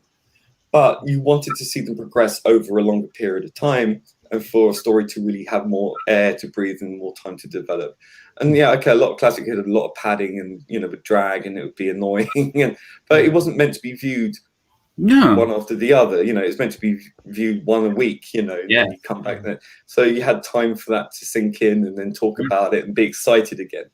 And that's something that's missing, because you can't get excited over a story from Doctor Who and then look forward to next week's continuation. You don't know what's coming next week. But and also I used to do my head in RTD. They do the cliffhanger and then do the next time. It's like, why? Now I know. Obviously, you knew they were going to be okay, but maybe don't do the next time trailer when you're trying to do a big dramatic cliffhanger. Yeah, I don't like that. And I didn't. One thing I did like about Chibnall's era, which a lot of people hated, was the cold start. Just here's the fucking titles, roll the titles. Yeah. But I think the problem is with that really is it doesn't quite work unless it is a multi-part story. Yeah. Right, here's the problem. I think Chris is trying to emulate a lot of classic, but obviously he can't, like you said, because of the structure difference. Well, because of the talent deficit, I didn't say that because we all know that. Yeah, I mean, for me, the main issue is the writing, and unfortunately, if an actor is told to read the script and the script is that appalling, and there's nothing for the actor to go on, they're not going to turn in their best performance because there's nothing there to perform with. Yeah, so Bradley look, tried that for a season and gave up. yeah, I mean, we do harp on about Whittaker and Yaz and whatever her name is, Mandy, and the others, but really, I feel bad for them. Yeah. I do. This is career ruining stuff now. But they don't help themselves either. I was going to say I do, but then they come out with stupid statements. Yeah. But so do most actors, to be fair. And you know, it is endemic within Hollywood and these elite circles that they all have to jump on board with the same message, because that way they're guaranteed work. If they don't join in the chorus, they you know, they don't get the starring role. Oh my god! Just remind me. Have you seen what happened to Kirstie Alley on Twitter? Like, she said she was going to vote Trump, and Marina Sirtis. Oh, she got killed, did she? Yeah. No, but Marina Sirtis just said you were dead to me. I'm like, Jesus Christ. Like, who you vote for has got fuck all to do with anyone else but yourself. Yeah. I mean, you vote for people who are going to benefit you and what you think will benefit society in the long term. People are very short-sighted. Listen, I'm not going to get into a political thing about Trump or Biden or whatever, but no, we really don't. Well, on a positive note, I was thinking, what's our favorite Doctor outfits, guys? Yeah, I was going to address that. I was thinking, what are we supposed to be on here talking about? Well, for me, it's obvious. So I'll let everyone else speak. Oh, I'm not I'd say there's a bit of a clue with my image. Yeah, Matt Smith. Bit of a clue. Yeah, but which Matt Smith? Oh, see, I love his tweed because I thought that was. Well, he always wore tweed. Well, not always.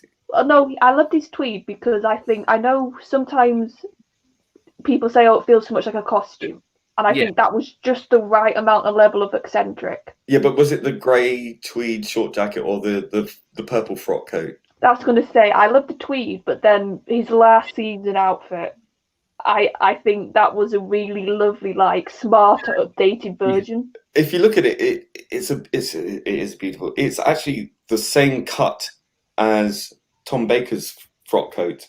Yeah, it's the same style frock coat. The only difference is it doesn't have the buttons, and the lapel is obviously a lot smaller. Yeah. And he doesn't have all the pockets. But it's the same cut. But it's he's also got, if you look down his lapel, he's got the three eyelets on each side, just like Tom Baker's. Yeah, I wouldn't if you watch Joe Martin's costume as well, her character, I'm not going to call it the Doctor, it's not, but her jacket, her coat, her frock coat has also got the eyelets going down the side. Yeah, and I have to say I did purchase a brown velvet Tom Baker frock coat. Yeah, like I love it to pieces. It's a bit flimsy, so it's not the highest quality suede. Not suede. I'm talking about velvet, but it fits right. It sits right, and it's got the kind of peaked kind of shoulders, and you've got the vent at the back. Yeah, and you've got the pockets, the deep pockets, and you've got the big collar and the lapels with the eyelets on each side. I love it. awesome. I love it. I think so for I'm me, guessing yours is Tom. Oh, sorry, Sadako. Yeah, I mean, look, Tom Baker's got the Fourth Doctor. Is look, whenever you say Doctor Who, and you think say to someone, Doctor Who's costume, go. Yeah. Most of the population, whether the fans or not, will always say the scarf and the hat. Oh yeah, right? It's that it's stuck in the British, particularly the British consciousness. It's an institution, and that is iconography at its best. That's when it was at its golden peak, and it is I hate using the word iconic, but it is iconic. It genuinely is, and it's archetypal. It's Sure. the definition of Doctor Who for me. Yeah, and all of his costumes. I'm not so fond of the first costume. I thought it was a bit boring. The red corduroy. A lot of people love that one, but I loved his City of Death coat, which I've been hankering for forever, and his brown velvet or his claret color velvet coat. Yeah, The Pyramids of Mars one. I love that. But yeah, I think for me, I think it is Tom, but it's like probably it's strange in that story. Like he has the coat and the overcoat and the hat, and halfway through part 1 they disappear, and you don't see him in that again until episode 6 when he comes out the incubator room again. And I think that was which story? Genesis of the Daleks. Yes. Oh right, yes. It's like I think that looked really good on him. It kind of like showed, it kind of fit the mood of that story. The farmer's coat. Exactly, like a trapper. Yeah. Oh yeah, I wasn't. Yeah, no. I loved his Deerstalker look and the Sherlock Holmes look as well. That was fabulous. Yeah. Yeah, on the top. Oh, sorry. And the tartan. He looked great without the scarf though. When he took the scarf off and he's just wearing the frock coat, like the velvet frock coat, it's such a clean line, and he's got the Prince Charles check waistcoat and the cravat, and he's got the checkered trousers, and whether or not he's wearing the boots or whatever, it's great. And I also love the plum look as well, the later look. But to me, that's more costume than. I would say for me with the Tom's, like you said, the Pyramids ones. I like the gray, the City of Death, jacket with the multicolored scarf. Beautiful jacket. Yeah. And then I didn't just like, I know some people really don't like his last outfit. I know he didn't either. The JNT kind of. I wasn't crazy, but I never liked the question marks. That was a JNT staple. Started with Tom Baker. Yeah, I had this argument with a friend of mine. Actually, I said, "Yeah, Tom Baker had the first question marks." He said, "No, he didn't. That was Peter Davison's." No, look again. He had them, but under protest. Yes, he didn't like that at all. I mean, he loved the rest of the costume, but he didn't like the question marks. Yeah, and then I liked. Oh God. And I know it's not popular, but I have to admit I did like the cricketing outfit. Peter Davison's. Yeah. The pajamas. I the think Edwardian coat and pajama trousers and sneakers. I think the long coat suited him. Yeah. Yes, it did. Yeah. And also, it's funny when I was watching Resurrection, and when he would put his hands in his pockets, I was like, oh, that's where Tennant got that from, because obviously he had the long coat. Yeah. So it was fun to see that little link. Homage. Yes, homage. Yeah. No, I did, I mean, the funny thing about 82, it really was a costume. And that's why Eccleston's Doctor was sort of the antithesis of that. And RTD was very conscious about not giving the Doctor a costume, which I think there's a fine line. I like anachronistic looking clothes, and I've always been a bit like that myself. I like Edwardian clothes. I like things like that. I think they knew how to dress back in the day. I like the fact that it's slightly out of time. There's slightly the wrong era, which is great, and that's why I didn't like Eccleston's costume. I didn't like David's costume because it was just so boring for me. It was just brown, navy. Yeah, so I was going to ask, did you like McGann's outfit in the movie there? I think that it was basically Edwardian. It was too on the nose. He looked like a page boy at a wedding, I suppose with the curly hair, that's probably added to it. I mean, I can see what they were doing. They were trying to go for like the kind of a mix between Hartnell and Baker, Tom Baker, but they kind of over-egged it with the romanticized look. The sort of Byron-esque meets Oscar Wilde. But it was so on the nose, it was too costumey. Yeah, and then I think by Night of the Doctor, I think he had something like that. Yeah, I didn't like the outfit there. I think was it Gary in the chat who said he liked that outfit? I think that was a good outfit. I like that. I like the coat. I didn't like the guards on his shins. but I think that look was great. I love the coat, the teal coloured coat. Disaster areas, that's the ultimate. Did anyone like Colin's coat? I did. I tell you what, I did. I hated it. I tell you what, take away the yellow trousers and that waistcoat, and it's not bad. The only thing I find jarring about it is the mix of texture more than the colours, because you've got like one side is like not like satin but like felt, and the other's like really woolly and hairy. It's just I was going to say, Dave, what do you think? So I know you like Colin's Doctor, so what did you think of the outfit? Oh, Collins? Yeah. It's I wanted that coat. I really did. I mean, I didn't. I really like the blue coat. I mean, I don't hate the multicolored coat like some people do. There's a guy who makes coats, and I had a massive falling out with him. I won't go into it, but like he did Colin's. He did Colin's coat, but he did it in the claret color. Like the whole thing was just the same cut, with the long panel lapel, but it's all in a really gorgeous claret velvet. Gorgeous. It looked really good. Yeah. So yeah, I mean, if they would have put him in, I think that was the problem with 82. Camera costume. I mean, Davison never changed his costume apart from a pullover. True. Really, and change of celery.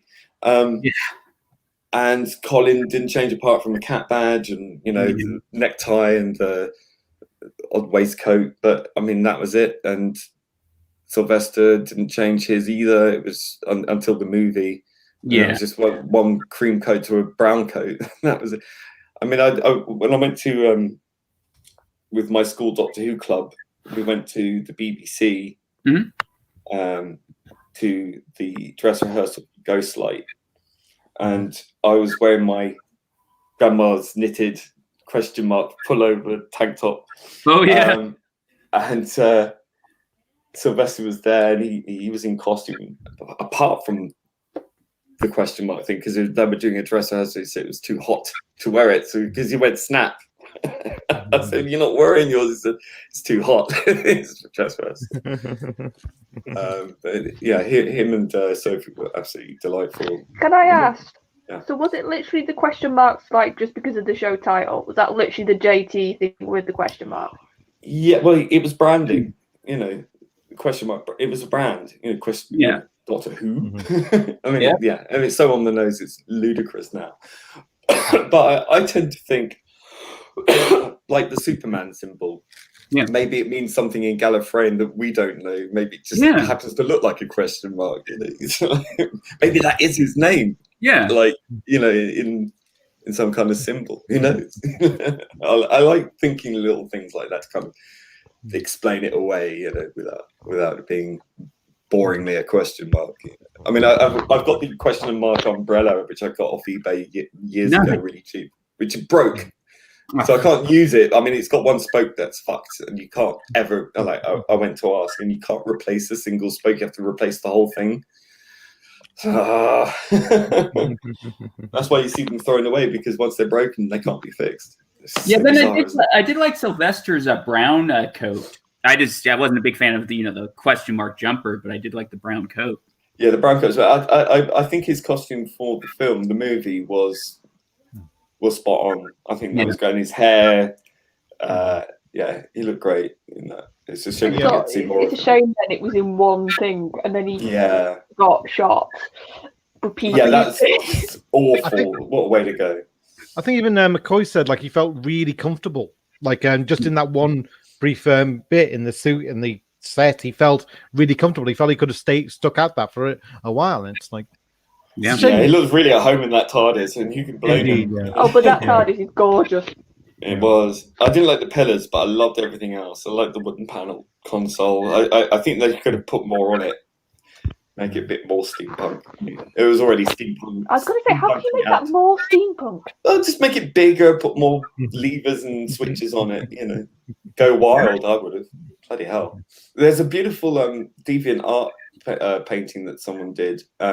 And it's a picture of the Fourth Doctor a really, really large steampunk console, and the TARDIS interior is like a massive cathedral with like stained glass windows and like, all these sort of twirling staircases, and it's all really darkly lit, and it's beautiful. If you ever get to find it, just look up Fourth Doctor console steampunk deviant art, whatever, you'll find it. It's a gorgeous picture.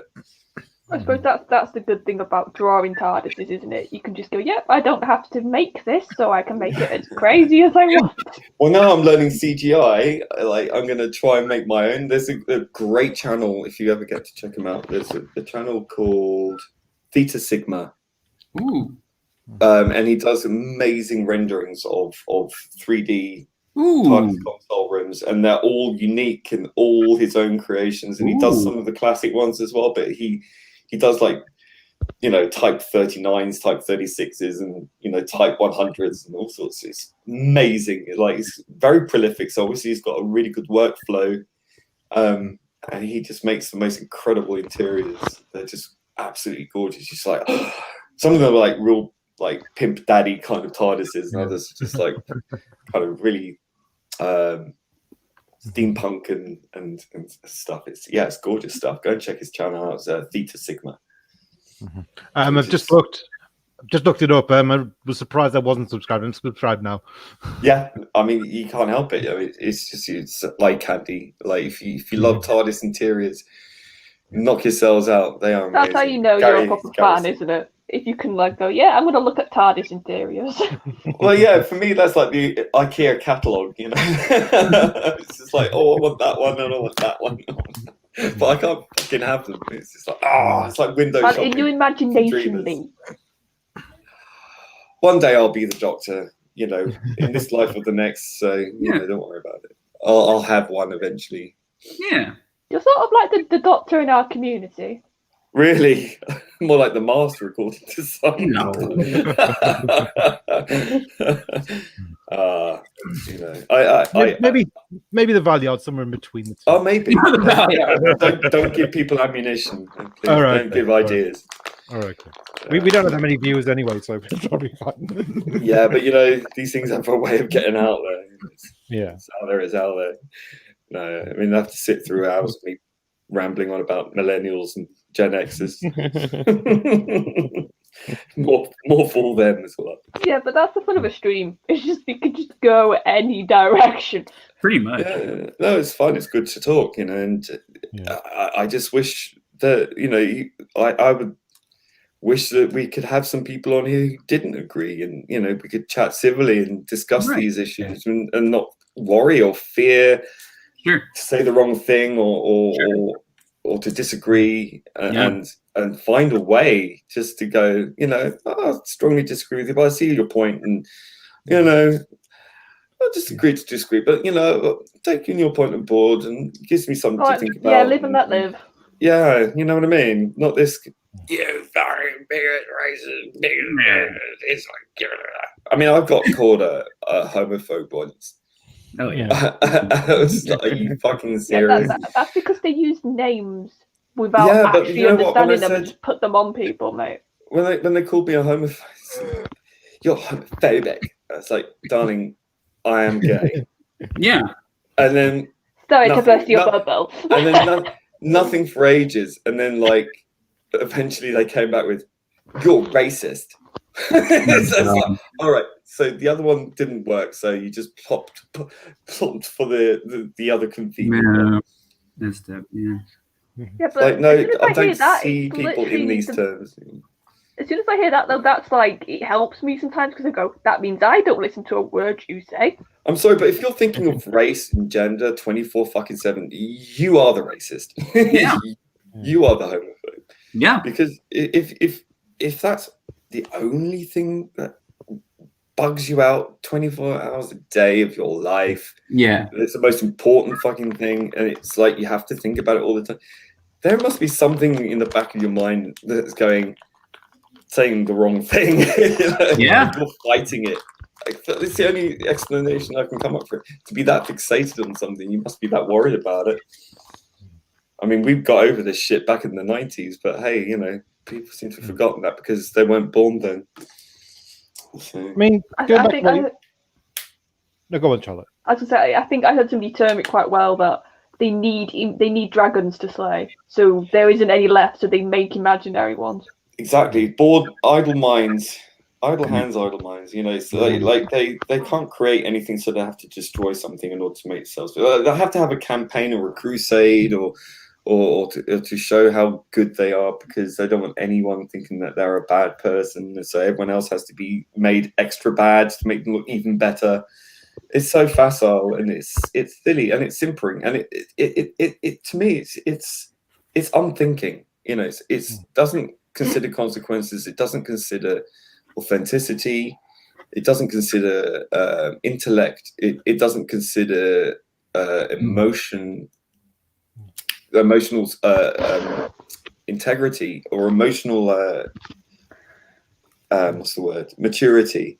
Yeah. It's very immature. It's looking at the world in like the antithesis of rose-colored glasses. It's just like tar-colored glasses or shit-colored glasses. Yeah. Everything's like, shit or everything's bad and everyone is bad, and you know, I'm the only good person here, and only people who agree with me are good. Right. And that is fanatical, and that is the path to fascism, because when you start dictating how other people should be and not looking at how you're behaving, then you are the problem. You are the very thing that you are hunting and want to punch. Basically, you are the book burners. You're the modern day book burners. And you know, if you look back in history, which is something you don't do properly, you'll notice that those people who burned books were generally the guys you profess to hate. So just bear that in mind. It's like the end of Do the Right Thing. Have you seen like the Spike Lee film about the where you know years? Oh my god. Well, there's this activist in there who's just being an absolute arsehole throughout the whole thing, because he it's a ghetto community, so it's like a hugely black community, and he keeps he keeps hassling the Italian pizza people to put some, you know, because they've got like a lot of, you know, Italian boxes on the wall, like, and he keeps saying, "You've got to put some brothers on the wall," kind of thing. And he spends the whole day kind of trying to recruit people to the cause. Then he gets into a fight with the store clerk, and then the police arrive. Oh, that's you. And then they kind of they're really rough housing, and one of the activists dies. Yeah, no, that's fine. And then like just this whole fucking riot kicks off. And so at the end of the film, like, you got these two quotes by one by Malcolm X and one by Martin Luther King. But I think the Martin Luther King one says it best, because he's saying like you know, violence isn't the answer, and he has there's this brilliant line where it says like, violence destroys communities, it leaves people in monologue rather than dialogue. Absolutely, beautifully. Yeah. I mean, he was a great orator, and it's interesting how he's sort of almost vilified now by BLM and people like that. They because he doesn't toe their modern line of divisiveness. It's now that they want to sort of bring him down, which I think is incredible. Like, he actually did good, and he died for what he did, and they are decrying his standard of simply stating the truth. And the truth is that the content of your character is more important than the color of your skin, and that is something that we all understand and can live by. Don't be a bitch, right? Yeah. Be a better person. Try to look at someone's heart and not their skin. Like, I mean, you know, the cover of the book. You know. But I'll tell you one thing: they write. This is how you can tell that people like Chibnall and that lot really are racist, right? When they write stories, and how they write women, how they write people of color, which I hate using that term. I think it's ridiculous. I mean, like, how many years was colored person being bad? Now you say people of color, and it's just like, do you understand how ridiculous all of this wordplay is? Anyway, that aside, but you see the way that they're written, like they cannot be wrong. they're always the saintly soul, the good person. They're perfect in every way. There's no flaws. There's no story up because they're afraid to write them as real people. Yeah. Because they're afraid to write them as real. That shows you right there. Gotcha. You are the racist. You're writing these people to appease. Well, not to write them authentically, and that to me is so facile and so caught you dead right there, red-handed. Well, I mean, like to play devil's advocate. I mean, do you think it's like the Chibble's racist, or are these arm twisted into viewing things through a racist lens by everyone insisting it does that way? Maybe racist is not the right word. Yeah, but racialist is the right word. Now, there's a big difference there. Someone who is racist. Yeah, is against someone because of their race, right? Regardless of their skin color, etc., or the culture and everything that's tied in with their skin color, right, and where they're from. A racialist is someone who sees people in only terms of their race, right? Who sees them as the person of their color. Not that they're necessarily against them, but they can only focus on that trait. They divide people up as people of race or whatever. So I would say that if you're fixated on race, then you're a racialist. Yeah. I better go, guys. Jen has a TDS worker, but thank you guys so much, my friends. You guys are awesome. We'll end it on that optimistic, happy note. Yeah, thanks so much, my friends. I got my soapbox. Charlotte, Problembeing, and then I got a stream on Friday, the 7th Doctor Appreciation stream coming with Lee Anthony Davis. Be on the lookout for that. Cool. And be sure to check out Jen's channel as well sometime, A Day in Life of Jennifer. We do silly things on there. All right, take care. Peace. Okay. Bye, everybody. Bye for now.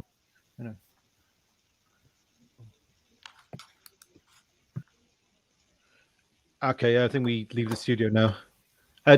We have to leave, I think. I think we're still live, aren't we? It hasn't ended. We seem to be, yeah. Hello, everyone. We have actually ended the stream. He doesn't know. It's fine. So he's gone. So I guess if we all leave, it closes. I'm guessing. Wait. We did that once on Blue Bonnet's channel. It carried on. Like I had to go back into the chat and say, I think we're still live. No. Yes, yeah. Well, I'm just going to message Dave. Yeah, just tell him. God love him, so he knows. Keep talking. Someone vamp. Oh yeah. I mean, just to go back to what you said, I suppose I should clarify. Maybe it's not so much that Chibnall's racist; his content is racist. Because what he produces, kind of, if you know what I mean. But again, it's to define it as racialist is probably more accurate because it's so obsessed with it, and I think there is a genuine criticism to the notion that he's fetishizing race and gender. Yeah. I think that is a genuine criticism. I think that you have to look at it in terms of excuse me, in terms of it being something as a preoccupation, which if you are genuinely concerned about race and gender, well, one, you're a white male, and you're professing on behalf of people of color. Dare I say it again? Well, it's because he makes tokens. That's it. This is the problem. They're tokens. So prove that you are made of the metal you claim to be, and actually give up your job to a woman of color. I'll tell you what.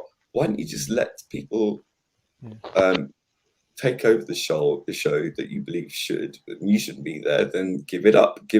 Let Black people write their own stories.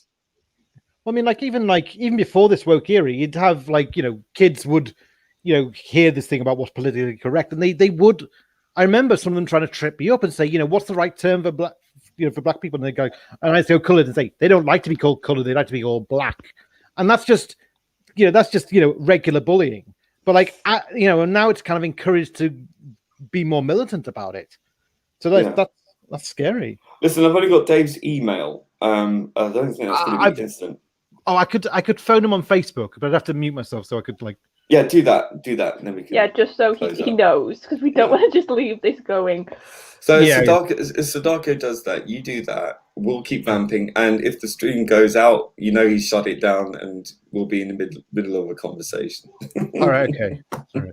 Because So- that's pretty much the only way to get Lee to stop talking, you see. So maybe that's what we need to Or do. we'll do a rabbi. and we just keep talking. It's like the wheel is spinning. It's going to end any minute now.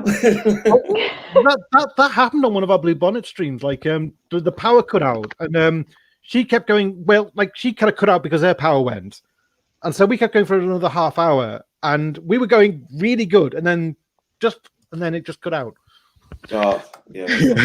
It was the Hartnell one. Actually, I think I was only in the comments on that, and so I had to but like I was friends with Blue Bonnet because I'd been in a few other streams by then, so I kind of messaged and said, maybe I said, well, it cut out, but maybe you covered enough ground for that to be a complete stream.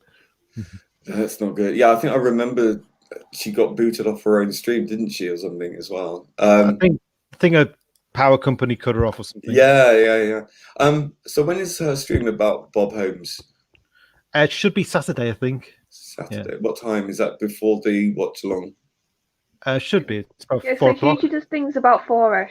Albums. Okay, I'll try and get on for that one because I do love my Bob Holmes. Yeah, I think like it's going to be. Trying to think. I don't know how it's going to be a long stream because we're covering. Bob Holmes certainly wrote a lot. He was very prolific.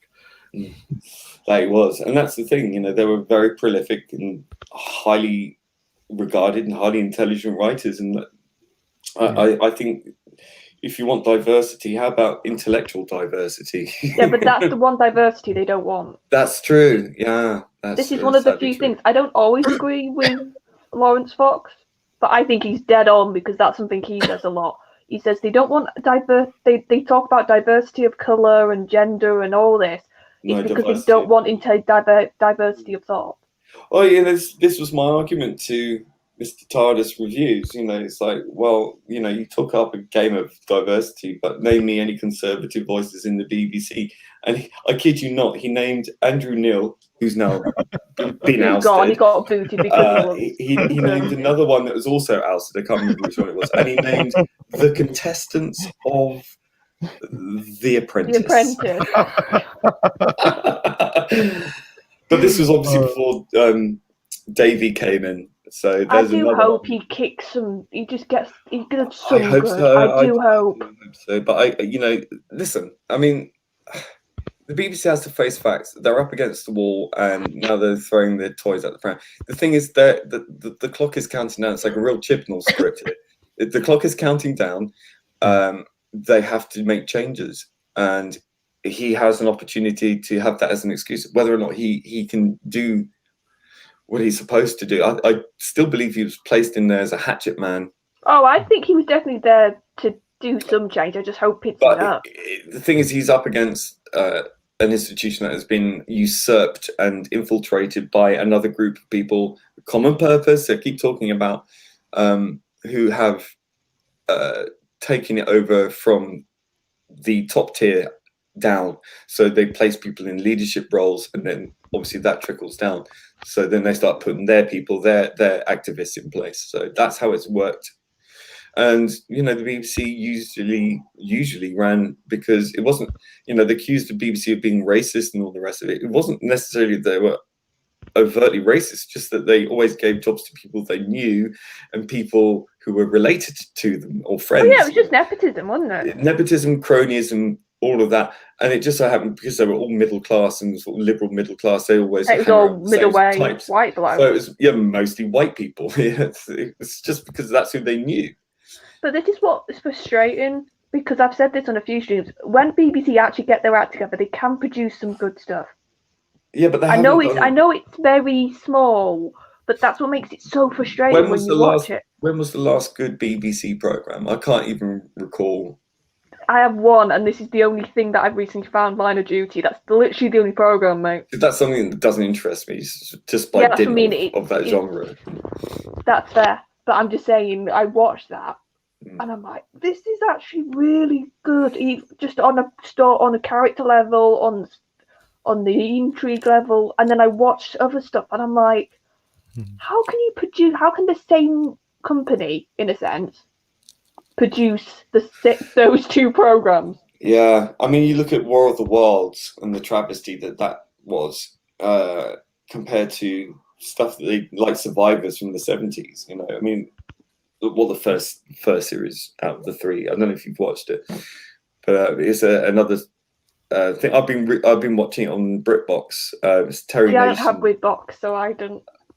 I think it's worth the money. Look, I mean, I'd rather pay for BritBox and pay the TV license. No, I think it's true. At least you're going to watch stuff on BritBox. it's the good BBC, not the bad BBC. It's the old BBC, basically. Yeah, So it's good precisely. BBC. I mean, it's the good BBC that should be on the iPlayer, but they've realised that the good BBC makes money if they flog it on. Yeah. Yeah, Any luck even with though Dave? I can't seem to call him. I mean, he might be at a meeting. He might have switched his phone off. Oh, Oh Lordy. god, he's probably just thought I need to go dead quick and just hasn't thought. Yeah, I need to actually shut the stream Well, down as well. I think Here's a suggestion. Like if he can't get hold of him, suggest to him that when he does find out and he does finally close the stream, to download it, edit it, so he cuts off and then re-upload it. Problembeing says it'd be a good idea. Talk amongst yourselves. I was going to say, how are you? Because you had a cold not too many days ago. Has it finally gotten out your system now? Right? Yeah, I'm a lot better. I've still got a bit of a dodgy throat and cough, but smoking doesn't help it. So I've got myself to blame. But yeah, it's not too bad. A little bit runny, a little bit sort of, but you know. When you came on, what day was it during the week? Was it? I had to keep going on mute because I was coughing my guts off. Yeah, we all heard you and we were like, oh wow, Lee really is not well. Oh, it was horrible. Yeah, because my mother's here as well, and I've been sort of self-isolating just in case. So it's been a bit tricky. I bet it has. Yeah. No, and my brother's gone back to uni now, so my mum's having kittens. Oh, where's the uni? I don't want to say on stream. No, absolutely no. Fair enough. In today's day and age, you don't want to, put in at risk. Well, maniacs. You might bring the repute of the university in question down. I hope that wasn't an insult to Charlotte's brother. Oh, he's my little brother. You can insult him all you want. I love him. But oh yeah, and my mum's always said it's a miracle we got on as much as we do. Oh, that's sweet. I've sent him I sent him this message anyway. Dude was still live. Problembeing said it'd be a good idea to download the stream, edit out the blank at the end after we left, but the stream carried on, and upload that downloaded version, edited version rather. So Gary said he's messaged Dave as well, so hopefully he'll see all these messages. Good going, Gary. I've sent it's not been seen, so it was just a waiting game. He's probably in for a long meeting as well, probably. I'll send him an email. Maybe that will get to him. So look, all the good news then today is that weapons have been put down. Ceasefire is in place. Let's hope that this is the end of this fucking nightmare. It's getting a bit like Beirut, isn't it? It's like it's like you can't sneeze without someone accusing you of something, and it's just getting to me. And it's just like I'm not doing not even half of this shit, you know. I mean, but this is what I sort of got a bit emotional about. And just said we just stop, and this is what this is now. We just do our own stuff. Well, after Cheryl went in, I said, didn't you? Yeah. I mean, I did lose it a bit, but I was just so angry at that point because it's like the message didn't seem to be getting through. It's like, can you not see what is happening? Like, this stops. It stops now. And I've been saying this forever. You know, I mean, I don't want to go over old ground because we've. No, let's just say, like you said, ceasefire. Yeah, let's gotten to an actual good stop point, and that's what we wanted. Well, let's not think about that. Let's focus on behind each day us. as it comes. Behind us. Yeah. I mean, like like I have to say, like when I saw a post about describing the drama, kind of, and how depressing it was, I wrote in the comments, my feud with the Leisure Hive last year was much more entertaining. Just saying. Oh look, I just I don't care with the. I mean, clearly there's issues going on behind the scenes. Yeah, I think there's probably. In fact, I'm pretty sure that there are people manipulating both sides somehow. I don't know. yeah. It just reeks of manipulation and interference from someone who's not from Joe's or Noel's side. Yeah, It's I some do. buggers seizing the opportunity to play us off against each other. I'm pretty sure of it because the stuff I'm hearing back, it's not me. It doesn't sound like me. It never was me. So I look. I don't play these stupid games. Anyone who knows me knows that I go to those people directly. I speak to people directly.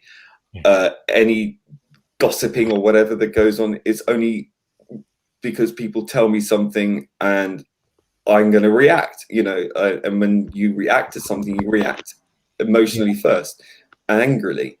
And I don't like being an angry person. I've been angry all my life. The last thing I want is to spend my middle age being angry. No, none of us want it. So now, it's too stressful. I don't want stress. I don't want stress. I just want to enjoy what we're doing. Well, the problem is nowadays, like our lives are online. Like you try to kind of mellow with age, but like your infamous meltdown, they're still online. They're still being brought up, and it's like, God, I'm never going to live that down, am I? That happened to me, kind of thing. Yeah. Anyway, so you've got hopefully on Boost coming up then, Sadako. Is that your next thing you should be doing? Yeah. I think like we've got a settled panel, and it's kind of the write along, sort of the writer streams. We just kind of cover a particular writer from Classic Who. We did the Malcolm Hulk, which was a really good one, and then we started, I think, with a real high note. I think we set the standard really early. Terrence Dix. Yeah, that was our third. We filled that with a lot of that's the first one I saw, I think. Yeah. Oh, it was good. And Retro Doc is it's quite a wealth of information, isn't he? It's really heartening to see Johnny Foreigner enjoying our British institution over there in Yanksville. It's great. No, I do love our American cousins, and it's a joy to see them take Doctor Who to heart. But can you please stop getting all the stuff first? We paid for that shit. They've been getting stuff first since the Five Doctors, haven't they? Yeah, I know, right? Right, lads, I'm going to have to bounce to get near 10, so hopefully. Yeah, I need to sleep too. I need an early night. Yeah, I think you do. All right. Yeah, I haven't had much sleep. Okay, guys, it's been an absolute pleasure. Thanks for Dave for having me on. So thank you, Dave, when you hear this. And Charlotte, as always a pleasure and lovely to get your points of view. And when my mic likes me. When your mic isn't trying to, kill everybody. My brain by liquidizing it with sonic blast. And I'll see you on probably Friday on the Tardis Talks. If not, then on the weekend. On Saturday, definitely. And Sadako, I'll try and catch that Blue Bonnet stream, which sounds great because it's Bob Home. Everyone knows, like, I think we're really on a roll with these, and I think yeah, it's a great idea. It's a great idea. What will happen after you've run out of writers? Well, you're not going to run out of writers for a while, but have you got any plans to do other things?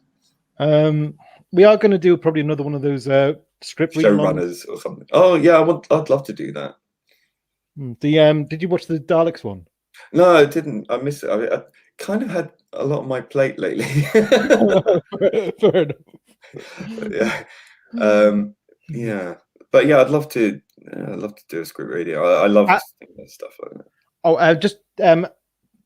I think someone's managed to edit together the edited bits of the script so that, like, we did the script read live, so like we'd have the read and then we'd kind of have a kind of interaction with the chat. But I think someone's actually cut it so that we just get the episodes and it's synced perfectly with the Dalek episode. Trouble is, we can't upload it to YouTube because of copyright. But we're going to try and upload Dailymotion or Vimeo or somewhere like that. Vimeo or on someone's Google Drive that people can get access to, or something like that. You can do something. Yeah. I mean, there's ways. I mean, like, Unwoke. That's it. Doctor Who Unwoke did a re-edit of Twice Upon a Time. Yeah, and that's on archive, isn't it? That's on archive.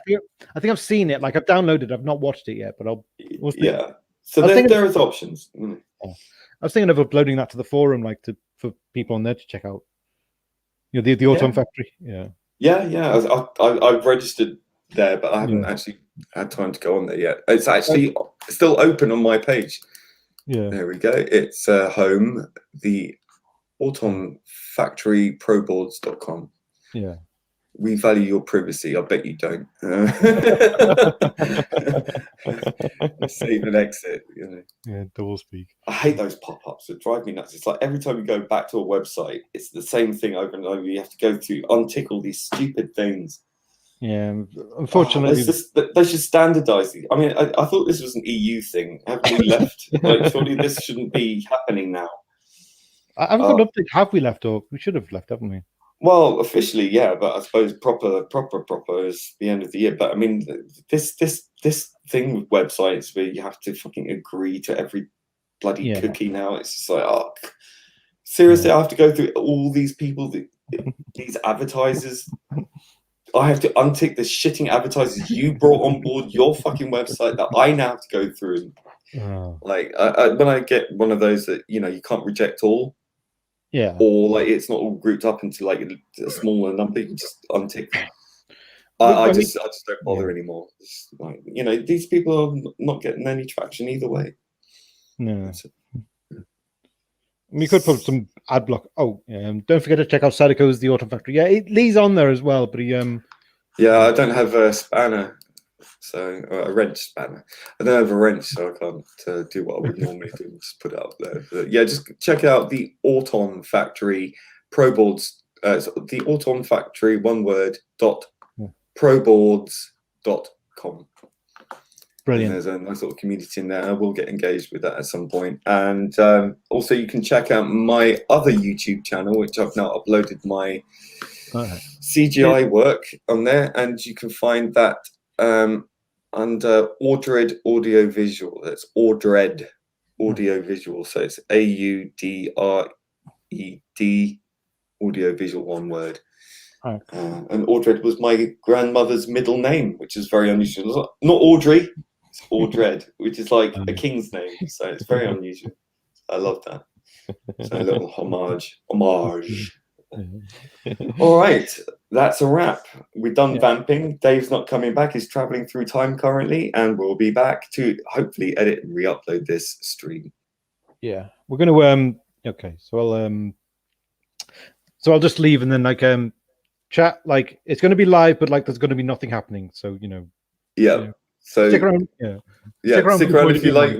Yes, stick around if you like nothing. You can meditate. This will be the meditation stream after this, so you can just have a little black square to stare at and travel through time. I mean, it's probably going to be some people who will watch him. Like, do you remember, like Big Brother? Like they'd sometimes go on after hours, and people just spend half an hour watching the people sleep, and it's like nothing's happening, but yet it's still live. Yeah. So it'd be like this. So imagine you're watching Big Brother, and they switched off all the lights. They're sleeping. We're sleeping.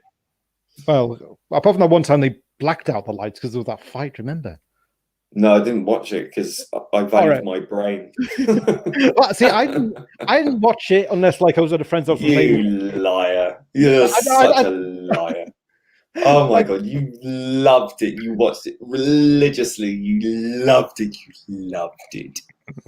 I was aware of it. It was part of this, like I was aware of it. You couldn't escape it. But like loved it. But like there was like most of the ones I saw were there was totally loved it. Yeah. But it was a very You did. You did. You totally loved it. You love Big Brother. You do. You love Big Brother. You do. You do. I did get a bit hooked on the one with Shilpa. Aha! Yeah. But that was the thing, like. Yeah, here it comes. Yeah, some of the early episodes they did were like there was this really kind of nice, cute couple who were always like dead sensitive. It's like, don't say that to her, and like it didn't make for great dramatic TV. So I think the It next didn't season, make for TV. Period. Full stop. End of Okay. story. Sorry. So I think- The only thing I think the last one I even remote because there was a song made about it. Is the one with that awful woman, and she was going, "Who is she? Who is she anyway?" wait, that awful woman, that could be any of them. Yeah, but that was her thing. Like that's what she became known for. Who is she? Who is she? Oh, was that Jade, the one who died? No. No. Oh, no. Oh God, face made for radio. No, I mean like, all bless her and everything, but come on, Yeah. stop making stupid people famous. It's not big. It's not clever. Literally, right? And that's the only time I'm going to use the word literally. Even though it's We did it again. actually applicable in this case. Right. Okay. Thanks to guys in the chat said they subbed. Make sure you will check in on Sadako's member. Well, I help. Yeah, it's for my help moderate. It's like we kind of built it from. Oh, David's messaged me back. Let's see. Oops, lol, my bad. Okay. Yep. So is he going to switch it off or? He's not. He's not told me yet. He just knows we made it. He Okay, might be. Okay. Are you able to shut it down yet? If not, no. If not, good night, Charlotte. She's saying night all, and good night. And thanks, guys, for subbing. We'll do. Subbing means something else in the gay community. So I'll say subscribing. That's a safe bet, right? I don't want people getting funny ideas. Fair enough. Well, they always do, don't they? Well, they certainly do on Twitter. That's for sure. Anything goes on that. Well, not anything. Anything particularly weird and crazy does. So we're just going to find out. Have we run our course? Yes. Oh, there he is. Look, he's in the chat. My bad. Dave, are you going to come and switch us off? We've been vamping for you, mate. You left in a hurry. I can't see him, Yeah, big yellow block there. He's travelled back through time or forward through time to acknowledge. I see it now. Yeah, I see it now. It's probably going to big yellow thing in the black. Well, I mean, mine's got the dark mode on. Thanks, guys, my friends. Take care. Bye for now. Okay, Dave. Don't forget to switch. You need to get your stream.